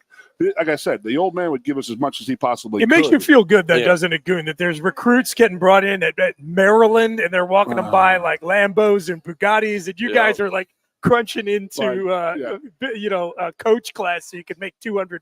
Congratulations, Booch. Good stuff. Landon made a comment earlier about how these guys get all these men. They got all the parking lot with the cars and stuff like that. I didn't have a license till I was 24. Seriously. I didn't have a license. But did you drive before 24? That's the real question. No. Did you know how? I did, but I mean, I obviously drove golf carts and stuff like that. But everything in your life was managed at home, and then you got up to Penn State. You don't have to drive. Places. Girlfriends. Yeah. Okay. And then I had my buddy who used to drive right by my house to go to high school, so I had to ride to and from high school every day. And then girlfriends and stuff like that. And then getting up here, you didn't need a car, Booch. I mean, you're still a part of that.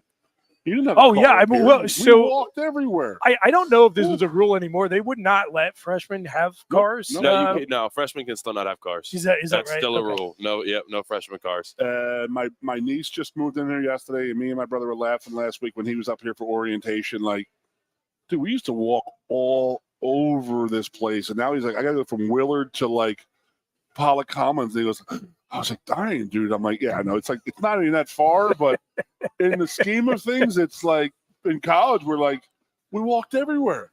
I mean, hell, fraternities were 2 miles away. We were still walking out there. Thank God we had McDonald's on the way home to pass out. What was some of your favorite? Because I'll see there's an account on Instagram and on social media. They'll post like throwbacks of like restaurants that were around Penn State. What's some of your favorites that are gone now that used to be here? There's not many mom and pop shops here no more, man. We had Mario Luigi's. That was pretty good, I always thought. I mean, I was a Skeller rat, but we really didn't go out that much, to be honest with you. The dinners and stuff like that.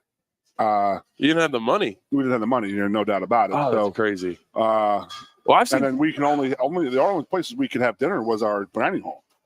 We couldn't go to the hub. And like some of the guys would get mad at the old man because he'd be like, like in between classes, we want to sit at the hub. Can we get something to drink? And then, just your weight room little like nutrition station. Like we would have killed for that. We weren't allowed to have that. And if we did have that, it was completely illegal.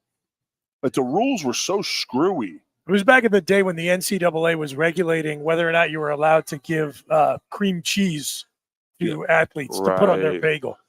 Or was it too close to campus or too far off campus to be considered an on-campus visitor or non-visit? Oh, yeah, I remember that, too. Yeah. It was absolutely insane, stupid. So there needs to be like a deep dive on how, I mean, the monopoly that they had and the rules. I mean, this is borderline, like, this is some illegal stuff. Like, this is illegal. That what is happening to them right now, and they don't deserve anything.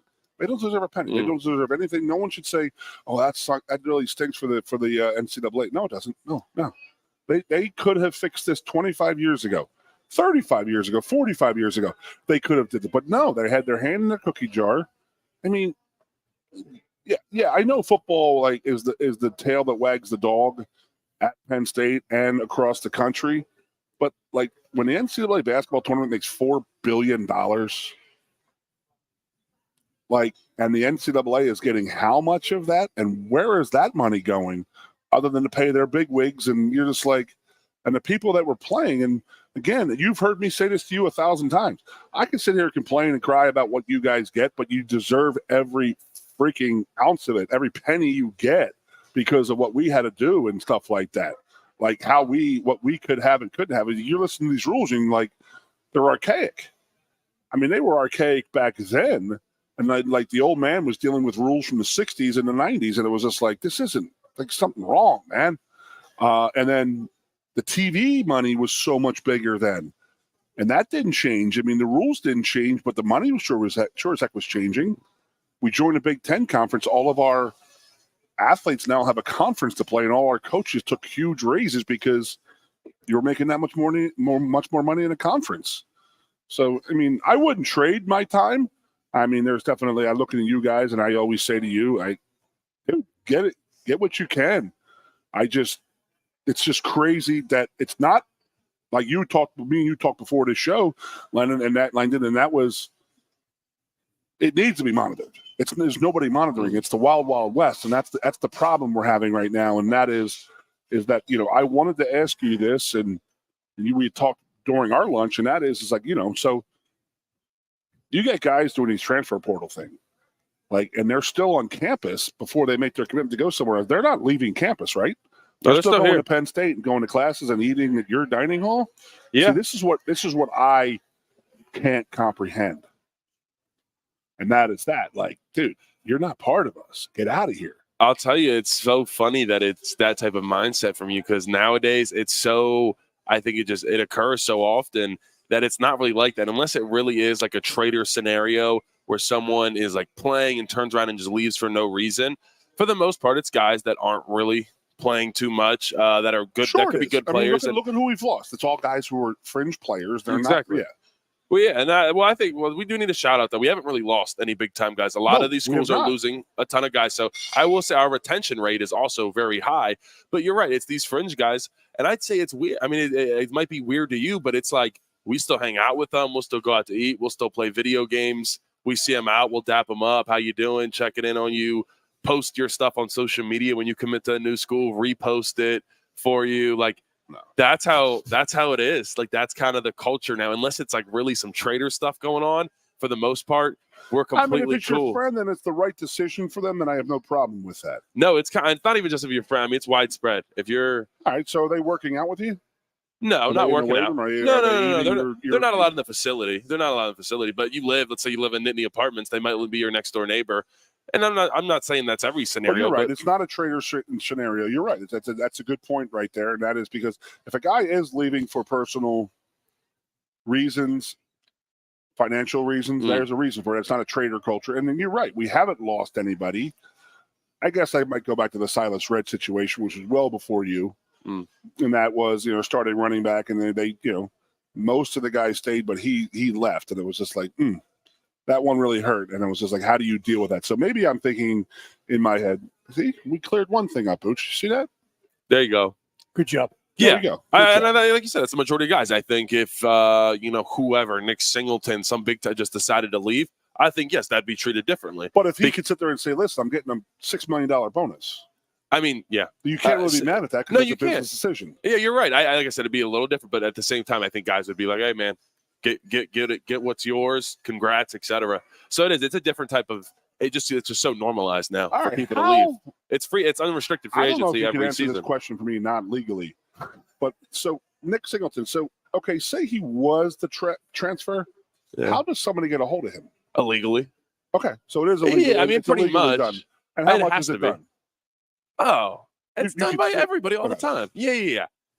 Guys are getting reached. I mean, now they'll reach out to the agents. That's normally how that probably works. I mean, I really don't. I've heard stories, but they'll reach out to the agent and say, hey, for example, is there any market for Drew Aller? Is there any chance if we offer him this amount? Is there any? And they'll be like, no, there's no chance he's leaving. Don't even bother. How many guys have agents? Oh, almost every single big time guy. Think any big time guy on your favorite college football team, Penn State. And that's right. They have an agent. Don't you love hearing this? They should be doing that. And then they should. You have a professional person watching over you, not somebody who's your daddy's best friend. Yeah, I think it's good. But just to bridge the old and the new here, I'm listening to Landon say that pretty much every big name guy. And I'm laughing because how much issues there were with agents in our career. And then I'm thinking about Curtis Enos couldn't play in the Citrus Bowl. Absolutely. Do you know this story? No. So you know Curtis I do. I do. Yeah. Okay. So tremendous. I know some Penn State.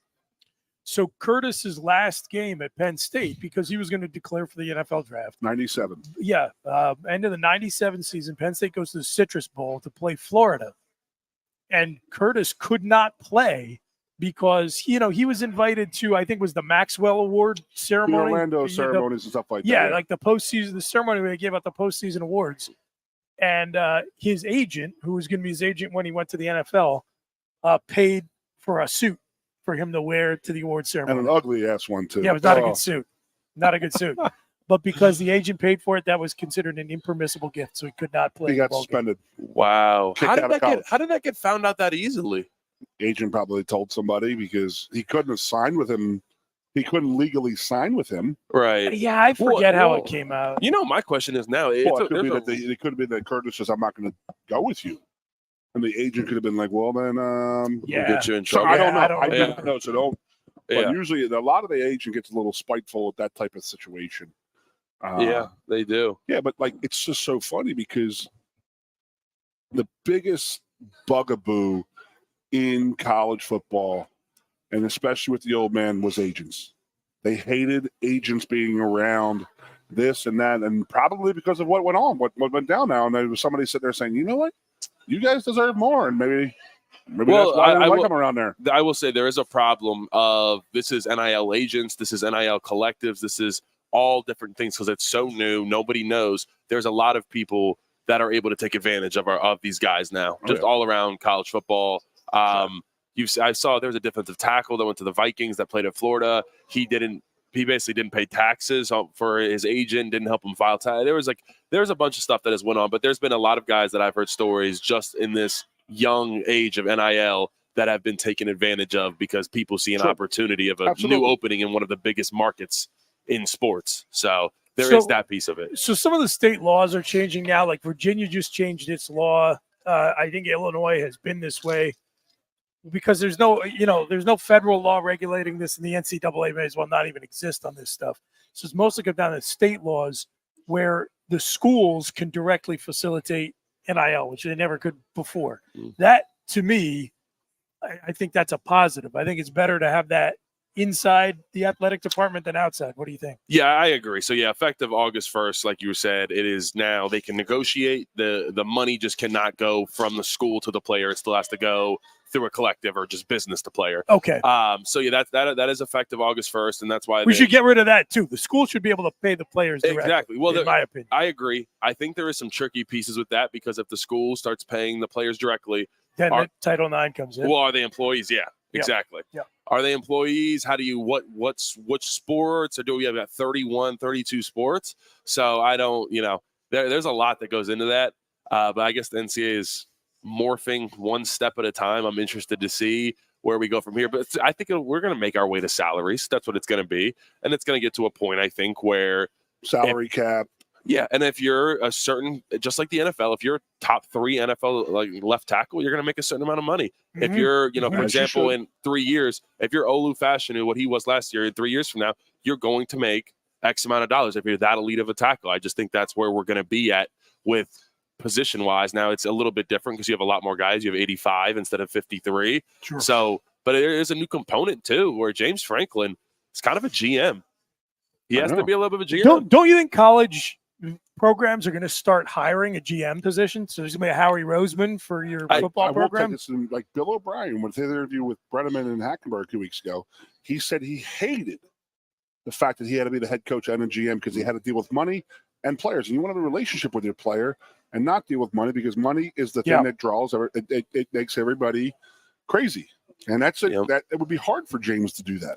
I think you're right. I think there would have to be someone. Not James, any head coach. Right. Yeah. And I think there's people that behind the head coaches that are kind of GMs that organize everything. So I do think it wouldn't be that hard to give someone that kind of role that already plays that GM type of role that just isn't the same as the NFL. They better have a money background. Well, yeah, that's definitely something that we need to. Howie Roseman got a kid coming up here soon or anything? Booch? I don't know. I don't know. We'll have to find out on the other side of the break. Yes, sir. You're listening to the Lion Country Kia Goon and Ironhead show live from Quaker Steak and Lube in State College. The all-you-can-eat wing buffet is open all night here at the Lube. You're listening to 98.7 The Fox. Stay with us. We'll be right back. Coast into fall with a new Kia from Lion Country Kia. Right now, get a 24 Kia Seltos for 5.25% APR for up to 48 months. A new Sportage plug-in hybrid at 0.9% APR. Check out our 23 Sorrento hybrid for as low as 4.5% APR. And don't forget, all 2023 and 2024 Kias come with a 10-year, 100,000-mile limited warranty. Stop in and meet with one of our sales experts today and coast into fall at Lion Country Kia. We want to see you in a Kia. If you love wings, you love rings and all kinds of other tempting things. Great times, great food. Get to Quaker Steak and Lube. Get our Best Wings USA, signature sauces, mouth-watering appetizers, or any of our delicious award-winning lube favorites. Great times, great food. Get to Quaker Steak and Lube. The Center Hall Farm Store has been serving Center County and beyond for well over a half century. A small family business, the Center Hall Farm Store specializes in animal nutrition and manufactures its feed fresh using local ingredients. Get the best in horse, cow, pig, chicken, and bird feeds. If you're not already a customer, stop in and see why so many of your neighbors are. The Center Hall Farm Store at 110 West Allison Street in Center Hall, or call us at 814-364-1393. The State College Spikes are hitting the field all summer long. Enjoy fun, affordable family entertainment as the future of baseball is on display in Happy Valley. Spikes games have something for everyone at the new-look Medler Field at Leblano Park. From great giveaways to fantastic deals, from special appearances to plenty of fireworks, all the way through September 3rd. For tickets, call 814-272-1711 or get the schedule and buy and download at statecollegespikes.com. Ready to be part of something bigger? Come pave the road to success at Glen O'Habaker and discover a career where your hard work and determination can build a bigger, better future. Our team believes we can build a stronger future together. Join us at Glen O'Habaker, where we value teamwork on the field and on the job. Go to GOHcareers.com to apply. GOHcareers.com. And best of luck to all the Center County sports teams all season long from everyone at Glen O'Habaker. With a Timber Kids savings account, you can start to save money, earn prizes, and teach your kids the value of savings. It's easy as 1, 2, 3. Building futures is what we do at TFCU. You really need to belong to a credit union. You belong at TFCU, Timberland Federal Credit Union, a credit union you can grow with. The Goon and Ironhead. Hey, welcome back, everybody, to the Lion Country Kia Goon and Ironhead show live here in Happy Valley on Sports Talk 98.7 The Fox. I'm Chris Bucanani, filling in for Jeff the Ironhead Byers, who's enjoying a relaxing vacation all weekend. And we've been having a great show here at State College's Quaker Steak and Lube, where the all-you-can-eat wing buffet is open, ladies and gentlemen, with Keith Goon Conlin and Landon Tengwall doing a little old school, new school Penn State football talk with two great offensive linemen, formerly of the Nittany Lions, now on the Goon and Ironhead show. Hello. Good job, by the way. Good timing. Yeah. Like that? That was a lightning There run. was a little weight, impressive. too. Yeah. There was a little weight. A couple pounds later. Yeah, it is what it is. You know, half time. You never know, what's going on there. Be ready for anything. Absolutely. You almost look normal sitting next to me. Now, I was telling, so we got a couple. Far from yeah, it. we got a couple comments online. Oh, from see, I usually see it. folks who, yeah. That's computer stuff. I don't deal with okay. that. I'll throw it up there right now. But for those who are just listening to us on 98.7 The Fox, I am what I think is just like kind of a normal human-sized person. You know, I always joke with you, Goon. I'm like, I'm a human-sized person. Is that like 6 foot? They have like buck 80. I'm sitting between these two offensive linemen. I look like a literal child between the two of you. And I was telling Landon about the time we were interviewing Devin Still up in the large kid. There's a suite at the Spikes, so like not a huge room. And I'm in there with you and Devin Still. And there was like 3 ounces of air left. Yeah, I said if a spaceship landed and the aliens came into this room, they would not think that I am the same species as the other two If guys. that spaceship landed and saw me and him, they'd go, let's get the hell out of here. here. They'd be like, those two creatures are about to eat the other one, probably. We need to come back at another time with some more people because I don't think we can overtake these guys. And when they're feeding on that little one. So when we went to break, Landon, we were talking a little bit about how we're still kind of in the Wild West period on NIL and transfer portal and everything else, but it looks like we're starting to at least get a glimpse of what the structure is going to look like. Talk about is it good I'm just to happy have this stuff that inside everybody with has agents. That's a good thing. Yeah. I just want that because I want people who know how to monitor and be held responsible So yeah, good point. And the dads just handling everything. I'd say more of the time that goes wrong than right. Sure, and there's good ones, of it course. happened in my family with my father and my oldest brother. It's just human nature. It's just like you're Moon, you're a tire man. I was just going to say, you know what you know, Yep. right? And that's its own industry and its own world. You want somebody who has expertise in that area. Yep. And so the players have agents now.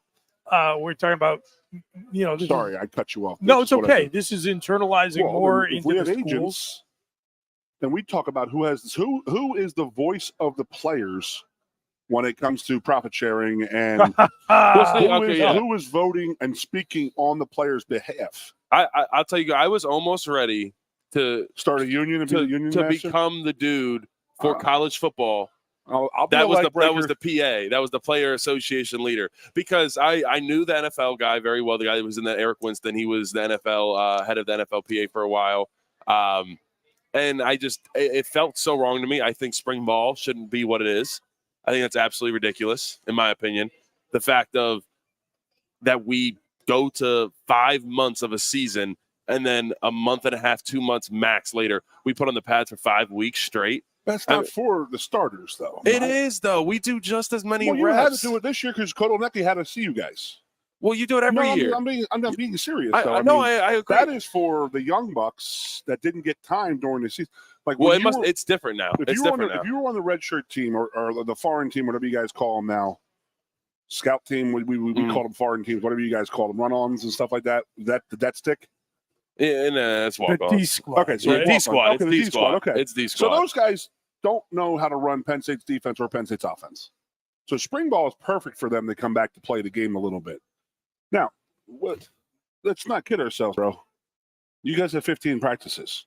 Yeah. Before, it was unlimited. Now, what? We had 20. So when my older brother played, dude, it was.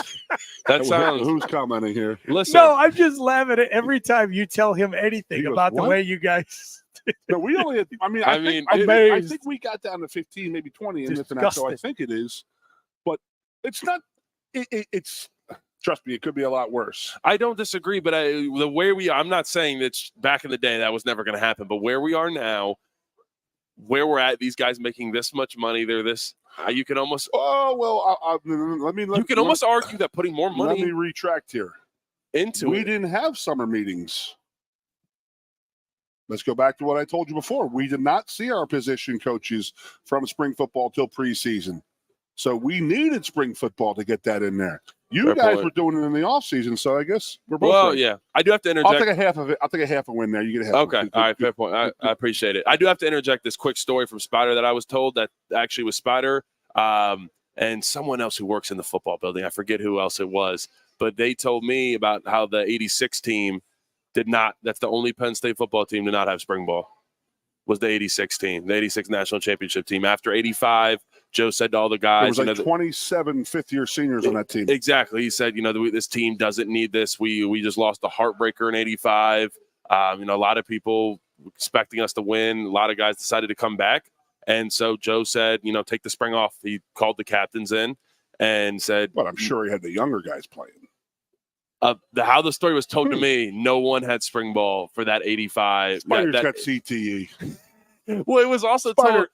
Oh gosh! Spider got here. He was 6'6". He just kept on hitting, he got nailed down smaller and smaller, man. I'm trying. Bobby White told me that. Bobby White was one of the fifth-year guys for sure. Yeah, so he told me though that there was no spring ball. So I don't know. I didn't have spring ball my senior year. I'll pull that back a little bit. Different. We didn't have. It's not like separated like how you guys was young kids and older. We were all 3-year starters. So what the hell are we going to learn? See, it's not any kind of like individual work or anything that doesn't involve hitting the older guys were out. See, Sal Wormley, 6th-year starter, took more reps probably than a lot of people in spring ball this year. Some guys, it happens if there's injuries and stuff. No, I'm not even saying like injury. I'm just saying like nowadays that's not how it is. It doesn't matter if you're a 1, you're probably getting more. Around they might be getting a 3 might be getting the same reps as a 1. Sometimes the 1 more. It's on the coach then, in my opinion. So I don't know. I think that's how it is around most places. I guess spring ball has kind of changed a little bit. Well, when you have 20, you have these roster changes of 40 people at a time, Colorado, these other places losing 40 guys and gaining 40 guys at a time, spring ball kind of has to be an all-around team thing. There's no cohesiveness in a lot of these schools. I mean, you got to think Penn State is one of the only schools to lose just 5 guys max, 5-6 guys.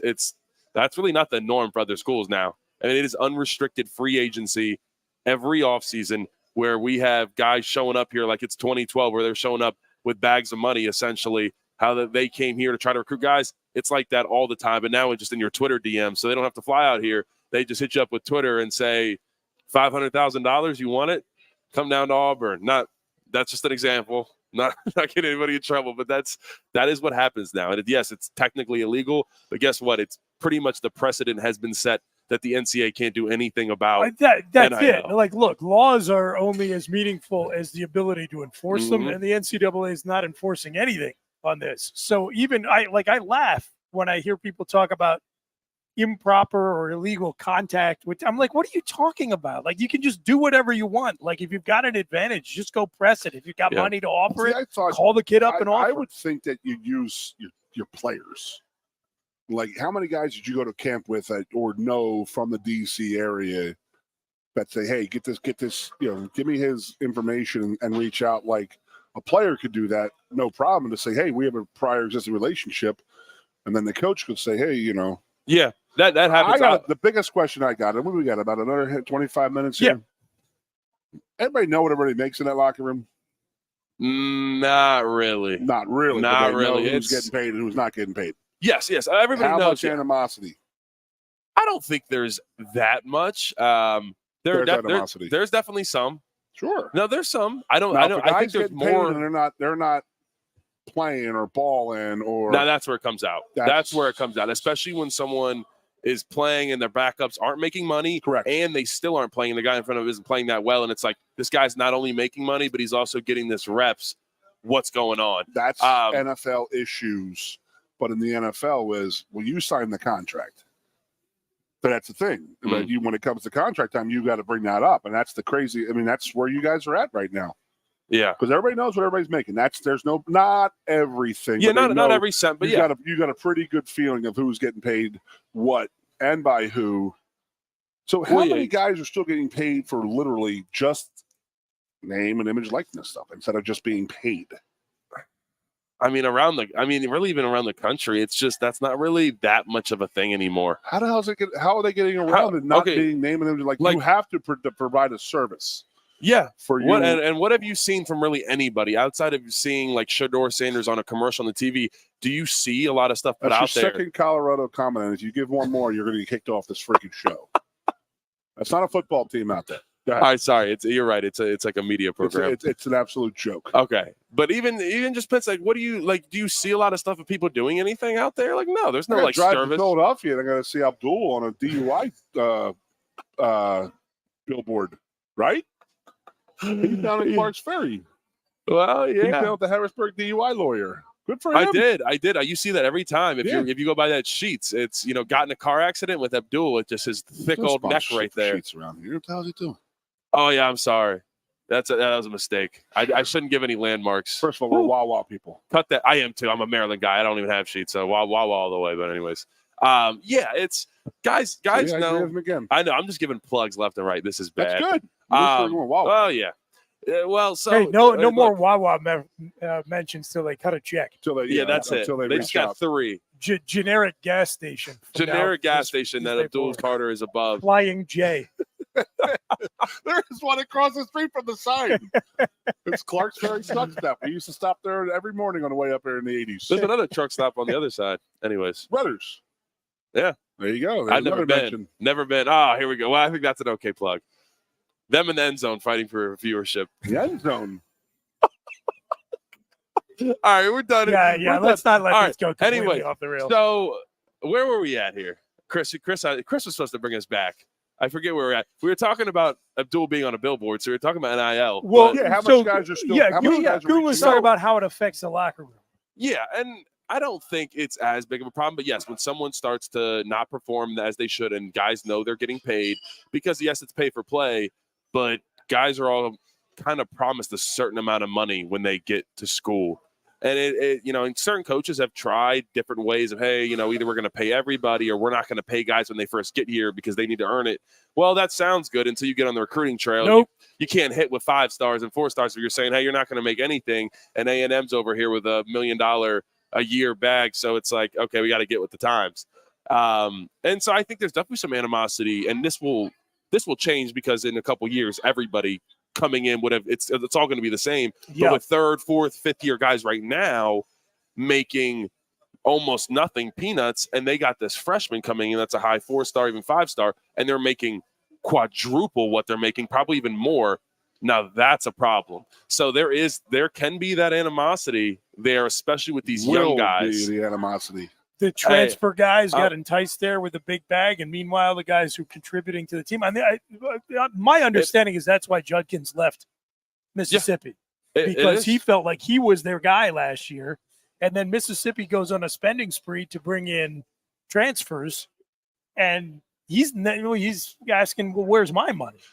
Yeah, I think there's some of that. We have to, like I said, there is now a condition. We have to go out. We have to spend this money in recruiting. We have to spend this money in the transfer portal. That's just how it works. But we got these guys at home. Do we really need to fully take care of them? Let's try to just keep their eyes covered as long as we can before they start making demands. Well, that's how like you said, someone like Judkins that leaves and goes to Ohio State, where they put out, hey, we spent $34 million on rosters and coaches, so probably. Landon, I think that Ohio 10. State's going to implode. You think? They're an AAU basketball team. That once they start facing some adversity, what are they playing for? They're not playing for the university. They're playing for money. You're not wrong. Do they make more money if they win or lose? So if they're not winning, they're gonna be beating teams by 80 points because they're an AAU All-Star team. But when it gets them to be a close game and they lose, I don't think they're going to give a crap. You know who that assembly of guys at Ohio State this year reminds me of? Miami Heat winning 8 titles in a row? No, it reminds me of the infamous 2012 Dream Team Eagles. Don't you say it with the Eagles. Right? No. Right? Because if you remember, that was a year where Andy Reid had always built his teams through the draft from the offensive line or the line of scrimmage out. Yep. And he had been there for a while. I mean, he was 99 to 2012. So he was well into his second decade in Philly. And he was starting to feel the pressure. And at that point, they started doing what they had never done before, which was trying to cut corners in free agency. And when you bring in a bunch of new guys, it screws up the chemistry. Everybody starts paying attention again to who got what contract, and that whole thing just imploded. Now, I'm not saying who said the comment. Vince Young, that was the whole thing. A backup quarterback uses the term dream team. The backup quarterback says, we've assembled a dream team. Well, you're not part of it if you're not the starter. Yeah, disaster. But that, to the point, that's what could happen in Columbus. That's what I'm not predicting. I did say I'm predicting, but I'm saying that I would not be surprised if that happened. Yeah, I mean, it happened at A&M, Texas A&M. This is earlier. They pumped in money. They paid Oklahoma 5 stars. With, Rattler. Yep. Rattler. Yep. Rattler messed. Yeah, that and Caleb ended up leaving too. But yeah, it doesn't always work. Dumping money on a problem does not always make it better. Sometimes it can make it worse. It can exacerbate how bad that situation is. When push comes to shove, in the NFL, they're playing for the Super Bowl. They're playing for the ring. And it's a lot of money you get when you win a Super Bowl. I know it's not what you're making during the season, but playoff money is a couple hundred, 300, 400, 500 G's. Okay? That's the playoff money in the NFL. You're not going to get extra money if you win the Rose Bowl or win a playoff game on December 20th and 21st. So I feel like these guys are just going to be like, hey, I got paid. I'm done. I mean, Marvin Jr. I mean, that's the other thing. I mean, you think we're going to we're asking you these questions like you have answers, and you're just more close to it than we are, and maybe that's probably what it is. But the guys taking off the game time, like on bowl games. Like, how did you guys handle that down there with guys going down on the trip and then saying, I'm not playing, like, then go home? That's kind of like something new. Like that's more new than anything. And it's this condition now where it's, hey, if we're not playing in the playoffs, I'm done. Now, I will say that is something that the 12-team playoff does, is I think we will see a lot less opt-outs because at this point, but then I think any other bowl game besides the if you're in the playoffs, you might as well trash it. It's there; those are done. No, I feel like no one's really watching that. No one. Well, those I players think care that NIL way contracts less. could say you have to play through the year. Yeah, but I mean, at this point, what NIL contract has been binding and has been followed? Nothing. Nothing. So I mean, it's like the players, they'll just tell them to, hey, I'm going to the league anyways. It's whatever, fine. And who's going to follow through? It's it's definitely interesting. I do have to throw this in there because you talked about current players recruiting. I will tell you, I have to take full credit for this. And Coach Brent Pry, you can ask him. I got Chop Robinson here. Chop Robinson and me played against each other. Yeah, we played against each other all throughout high school. We were on recruit. Did not get paid anything. Damn it. Did not. Didn't know your work. It's not even a lie either. I'm not just saying that because I'm on air. Got nothing. But hey, I helped the team out. I gave us an elite edge rusher. So we play Maryland, and so me and Chop, we've known each other for 3-4 years. We played at basically rival high schools. Known him forever, and we play Maryland freshman year, and I haven't spoken to him, and we get the scouting report, and I see that he's playing like this jack linebacker position. That's what it was labeled, and I'm like, why is he an off-ball backer? What are they doing over there? Like, they're sabotaging him. We play, he rushes the quarterback like 4 times. As a true freshman, I wasn't even playing, but I'm watching. He rushes like 4 times, drops back 80% of the game. And I text him afterwards. I'm like, dude, what do they got you doing over there? I mean, this is wrong. This is absolutely disgraceful. They're not rushing the quarterback.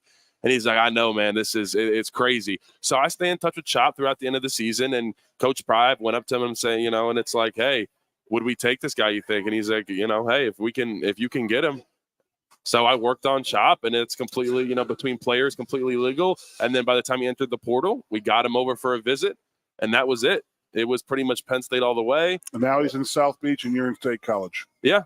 So, hey, that's the sacrifice, core value number 4, I guess. I told you one more thing about being hurt and being done with your career is that you become your friend's biggest fan. It's true. Yeah. I lived my life vicariously through Marco Rivera and Jeff Harding's, watching their games. I swear to God, they were my roommates for 4 years. So yeah, I watched every one of their games. I'd call Marco and say, hey, you're doing this, then, I wouldn't critique him or anything like that. They're both all pros, but I would just be like, Yeah, that's definitely how it is. Yeah, for a lot. I mean, like Rasheed Walker, I watch him a lot for the Packers. He's going to be. Absolutely. He was elite. I mean, I talk to Olu all the time. It's going to be fun to watch him, and he's actually going to. I'm really excited for Olu because he's going to get a little bit of time. He doesn't have to start right away. Tyron Smith is the left tackle for the Jets. Don't they have Caden Wallace up in Baltimore? Caden Wallace, New England starting? Oh, he's going to start at right tackle. Start him right away. Caden Wallace, he's going to start before Olu Fashanu, which I don't think most people would have thought. But I thought Olu was already marked in at left. No, Tyron Smith and big dude that played in Washington for a while. I'm drawing a blank on his name, but Olu's he's gonna. I mean, when has Tyron Smith played a full? Better than. Yeah. Oh, he absolutely does. But Tyron Smith hasn't played a full season. I mean, I hope he stays healthy. He's but gonna be hurt. He's like 38 with like neck problems. Olu's gonna play quickly. Yeah, but it's good that Olu does not have to play week 1 and the expectations are not on him. I think he's going to thrive because of that. A lot of first-round draft picks, that expectation is put on you right away. You need to perform. We spent this capital on you, and so I'm happy about that. For him. The fact that you haven't given a sack up to 2.5 years, in your first year in the league, you're probably going to give up fucking friggin' 8 or 9, right off the get. I'm not going to say he's going to give up 8 like a sack every game or anything like that, but even going in the freaking camp, he gets beaten a 1-on-1. You're going against a guy not playing for Maryland. You're playing against a guy who's been in the NFL for 7 years, and he's an unbelievable player. That works on you a little bit too. Like, wow, okay, well, I got to get better. But he's competitive enough and smart enough to realize it and understand that he will get better. And if he's not starting, he can sit back and watch and learn a little bit. That means a lot in the NFL, dude. And you're not going in there right off the get being pressured to play. That's legit, man. Yeah, good situation for Olu. I'm really happy with him. But yeah, Caden Wallace, man, I actually had Caden Wallace's NFL agent on my show. I've known him he's a PSU grad. He's had a lot of Penn State guys. Which guy? Jim Ivler. So I had him on and we talked about kind of that process of what that looks like. But I asked him a lot about Caden and it was a really good process. The trainer that Caden was with out in Arizona, it turns out his son is one of the assistant coaches on the Patriots. And he told that story and on the show. And he said, hey, I called him up, said, hey, Dad, this guy looks good. Said, all right, we're going to take a look at him. Next thing he went higher than they were expecting. He did. Caden even said that to me. He's like, hey, dude, I'm making a lot more money than I thought I was going to make. But yeah, a lot of people didn't talk about Caden last year. I don't think. I don't know if he gave up one sack. He might have given. I think he gave up one. By far his best year. Oh, not even close. And that's honestly, that's something that people haven't talked about either about Drew Aller. I'm excited about these guys. I'm actually doing a film breakdown of all the candidates for the both tackle positions. I'm really excited about Anthony Donka. I think he could be a lot I like know a lot Olu. of people are. Oh, I've talked about Anthony Donka extensively, but I am a little bit worried of the fact that Drew had Olu and Caden that both basically gave up 0 sacks. Yeah. And now you have plug in Drew Shelton and Anthony Donka, maybe Nolan Rucci.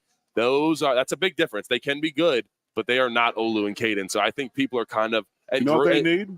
What's that? Spring practice. Yeah. Some people do. I'm not. See? That's actually well done. Good point. Well That's done. good. Goon, I'll give a You point were just back waiting to to spring that one. That was very well played.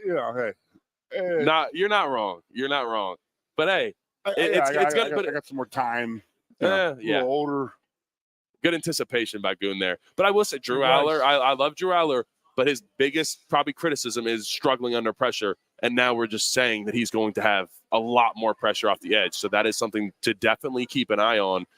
And something that I'm the only one that I've really seen talk about the fact that both our tackles are gone and we're going to have guys that have not started any true games. Drew Shelton got a little bit of play his freshman year, but he got hurt this past spring ball.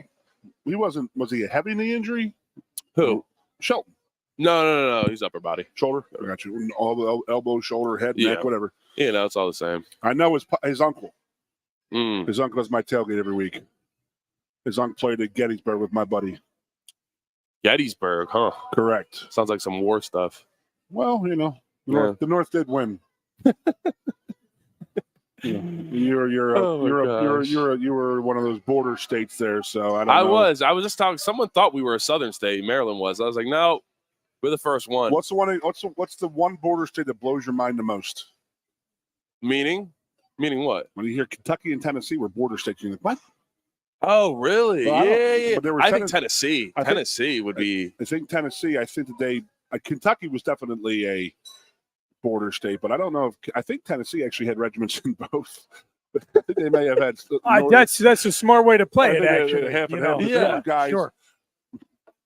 This is ADD, dude, coming out of me right now. I'm literally talking about Gettysburg right now. So how did we get to this? We went to NIL to Gettysburg. My buddies, Shelton's uncle. Well, I know. I remember. No, I'm just saying we went from NIL to Gettysburg. I think that's good. A lot of variety on this show. The spring comment just blew you up, and you're just like trying. It did. Mentally, you're trying to configure your thoughts right now, and you're like, how do I get them back? It's okay. Well, I'll derail the whole conversation because I just remembered a question I had. Boy.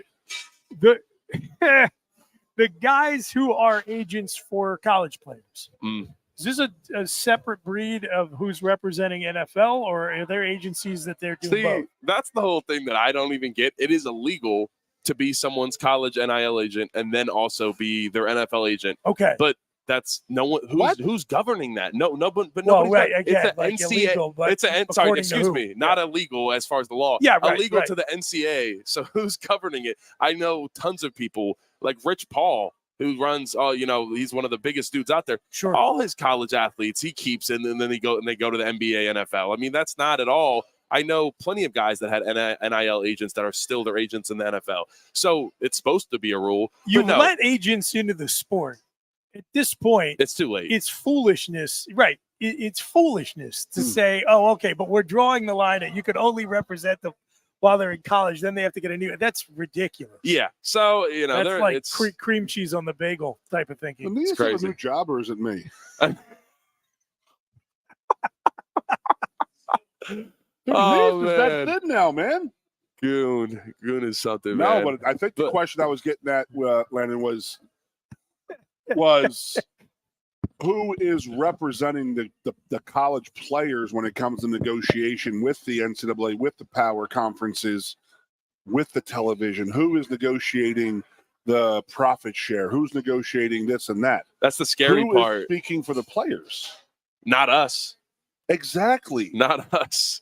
So it just goes right back to, they're just going to be like, oh, well, you just do what we say. And it's like, no, This is why we're in the bind we're in right now. This is why we're here right now. And they're banking on the fact that they're going to say, we're going to give you money. And the players are going to say, okay, we're in, we're good, and expected that they can do what they want to, make their rules off of that. Players need representation as a whole to speak for the Players Association. Yeah, and a lot of things are going to change. If you're going to have a collective bargaining, you need to have somebody bargaining for you, so you need to appoint people for that. Exactly, and that is where spring ball will be abolished when we finally get a player association. And the players say, hey, here are our demands. You got to meet these or else we're not going to play. And I think that is going to, and a complete overhaul of spring ball. I'm just sorry, I got to fight this battle on Goon, that it is going to be essentially a walkthrough practices. There's no, I think, padded spring ball. So no pads in the spring is your position. You do that in the summer. I think maybe you could have one a week. I think you go down to like max one a week, one practice a week. Right now we have 3 a week, sometimes you get 4. more guys hurt that way. I'd say not at all. If you're going to do, I agree. I think that's too little to do. I don't think you do it. You're going to have 133 coaches who need to change their views and change their ways of how they're going to handle coaching installation if you don't have spring practice. But walkthrough, it's walkthrough stuff. Walkthrough. Full so speed walkthrough. no spring game then, I'm guessing. I don't know. I could see those start through. I'm just telling you, when we get to our demands start to be met, I'm telling you that one of the number one gripes is the fact that we put the pads back on a month and a half after a 5-month season, and it's grueling. It's not NFL OTAs where they're going real light and it's just, hey, place your hands. We're going real even when you go defense first team versus second first defense. You guys need to talk to your coaches then. It's not the same. If they're putting 5th-year and 6th-year guys out there and beating a tar out of them, that's on them. Well, sometimes it feels like there there's not enough to be guys. A method to the madness. I'm just telling you how it is. That's going to go away. Think about this to a certain extent. How do you think Michigan's spring practice was this year? They lost 28 guys on offense. They lost a ton of guys. Have 30, 25 guys on offense in the spring practice for them this year. I mean, it's crazy to think about. I mean, I know what you're saying. But you also you got to look at it as from a coach's angle, and that is you need to get your new tackles some live work because the first live work they're going to have is when? I guess that'd be August then. That's not enough time. I don't disagree. I think is. You need to hone your craft. This is why the NFL has such a poor quality of offensive, defensive. I shouldn't say defensive line because it's easy as defensive line. It's got poor offensive line play the first 3 weeks of the season, because they do not see anything live all year, and then they go against these guys whose only job is to get to the quarterback and running back. And they don't have their timing down, and it's crazy. By week 4, the difference in a week 4 and week 1 offensive line is night and day. And yes, I understand the players get hurt, and you want to protect your body because you do want to be able to make that salary as long as you possibly can. I get it from both sides. I've done both sides. Here's what I think the proposal would look like. Spring ball is starting for some people in late February. If you go to the college football playoff finals now, you're seeing like January 20th around there. It's going to have to get pushed back. I think we go to a world where it's similar to OTAs, say April 1st. Let's push this thing all the way back till April. For the month of April, we have OTAs where we'll put on the pads and we do a little bit, but it's not spring ball where we're doing essentially Oklahoma drills. I mean, those are illegal. Again, that's on your staff. That's on the staff. That's not on that in football in general. That's their decision to treat it that way. I'm not. No, you're not wrong. You're not wrong. But everybody, that's how everybody does it. There's a precedent that has been set. This is what you do. So no one is doing it that way. I personally think spring ball is to put people in predicaments they're not normally used to, a.k.a. young guys who've not been practicing or hitting for a year and a half, and see what they have. I'd rather do it on a Wednesday in April than a fall Saturday and see a guy get his. Well, I mean, look, when I first got here, I didn't have a whole COVID season. When I played my first spring ball in 2021, I had not put on the pads for 18 months. I didn't hit for 18 months. I listened to your. There you go. To your interview. I appreciate it. Goon's a supporter. But yes, you know what? I needed spring ball. That's probably a good reason why I got to play my freshman year. No doubt about it. Was because I had that spring. If I didn't play for a full 24 months, who knows? Okay, fellas. Yeah. I got to get us out of here. This was great. We should do it again. Landon, you're welcome back. Opening Thursday. Anytime. Yeah. Oh, okay. And we will we'll keep fighting the battle over spring ball. This is round one. We'll call it a draw. Best of 3. Maybe we'll do it a best of 7. How does that on move? the NHL I final. don't know. It's a Lion give it to Country. Goon. Goon and Ironhead, Lion and Country Kia Goon and Ironhead show coming to you live from Quaker Steak Lube on 98.7 The Fox WFXS, Pleasant Gap State College. We'll be back on Tuesday, folks. Have a great night.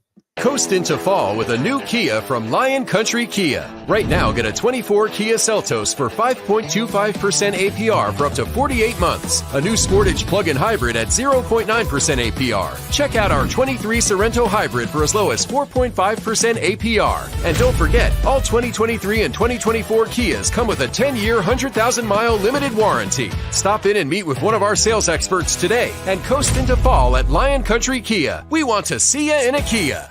If you love wings, if you love rings, and all kinds of other tempting things, great times, great food, get to Quaker Steak and Lube. Get our Best Wings USA, signature sauces, mouth-watering appetizers, or any of our delicious award-winning lube favorites. Great times, great food, get to Quaker Steak and Lube. The Center Hall Farm Store has been serving Center County and beyond for well over a half century. A small family business, the Center Hall Farm Store specializes in animal nutrition and manufactures its feed fresh using local ingredients. Get the best in horse, cow, pig, chicken, and bird feeds. If you're not already a customer, stop in and see why so many of your neighbors are. The Center Hall Farm Store at 110 West Allison Street in Center Hall, or call us at 814-364-1393. The State College Spikes are hitting the field all summer long. Enjoy fun, affordable family entertainment as the future of baseball is on display in Happy Valley. Spikes games have something for everyone at the new look Medler Field at Leblano Park. From great giveaways to fantastic deals, from special appearances to plenty of fireworks, all the way through September 3rd. For tickets, call 814-272-1711 or get the schedule and buy and download at statecollegespikes.com. Ready to be part of something bigger? Come pave the road to success at Glen Baker and discover a career where your hard work and determination can build a bigger, better future. Our team believes we can build a stronger future together. Join us at Glen Baker, where we value teamwork on the field and on the job. Go to GOHcareers.com to apply. GOHcareers.com. And best of luck to all the Center County sports teams all season long from everyone at Glen Baker. With a Timber Kids savings account, you can start to save money, earn prizes, and teach your kids the value of savings. It's easy as 1, 2, 3. Building futures is what we do at TFCU. You really need to belong to a credit union. You belong at TFCU, Timberland Federal Credit Union, a credit union you can grow with. The Goon and Ironhead.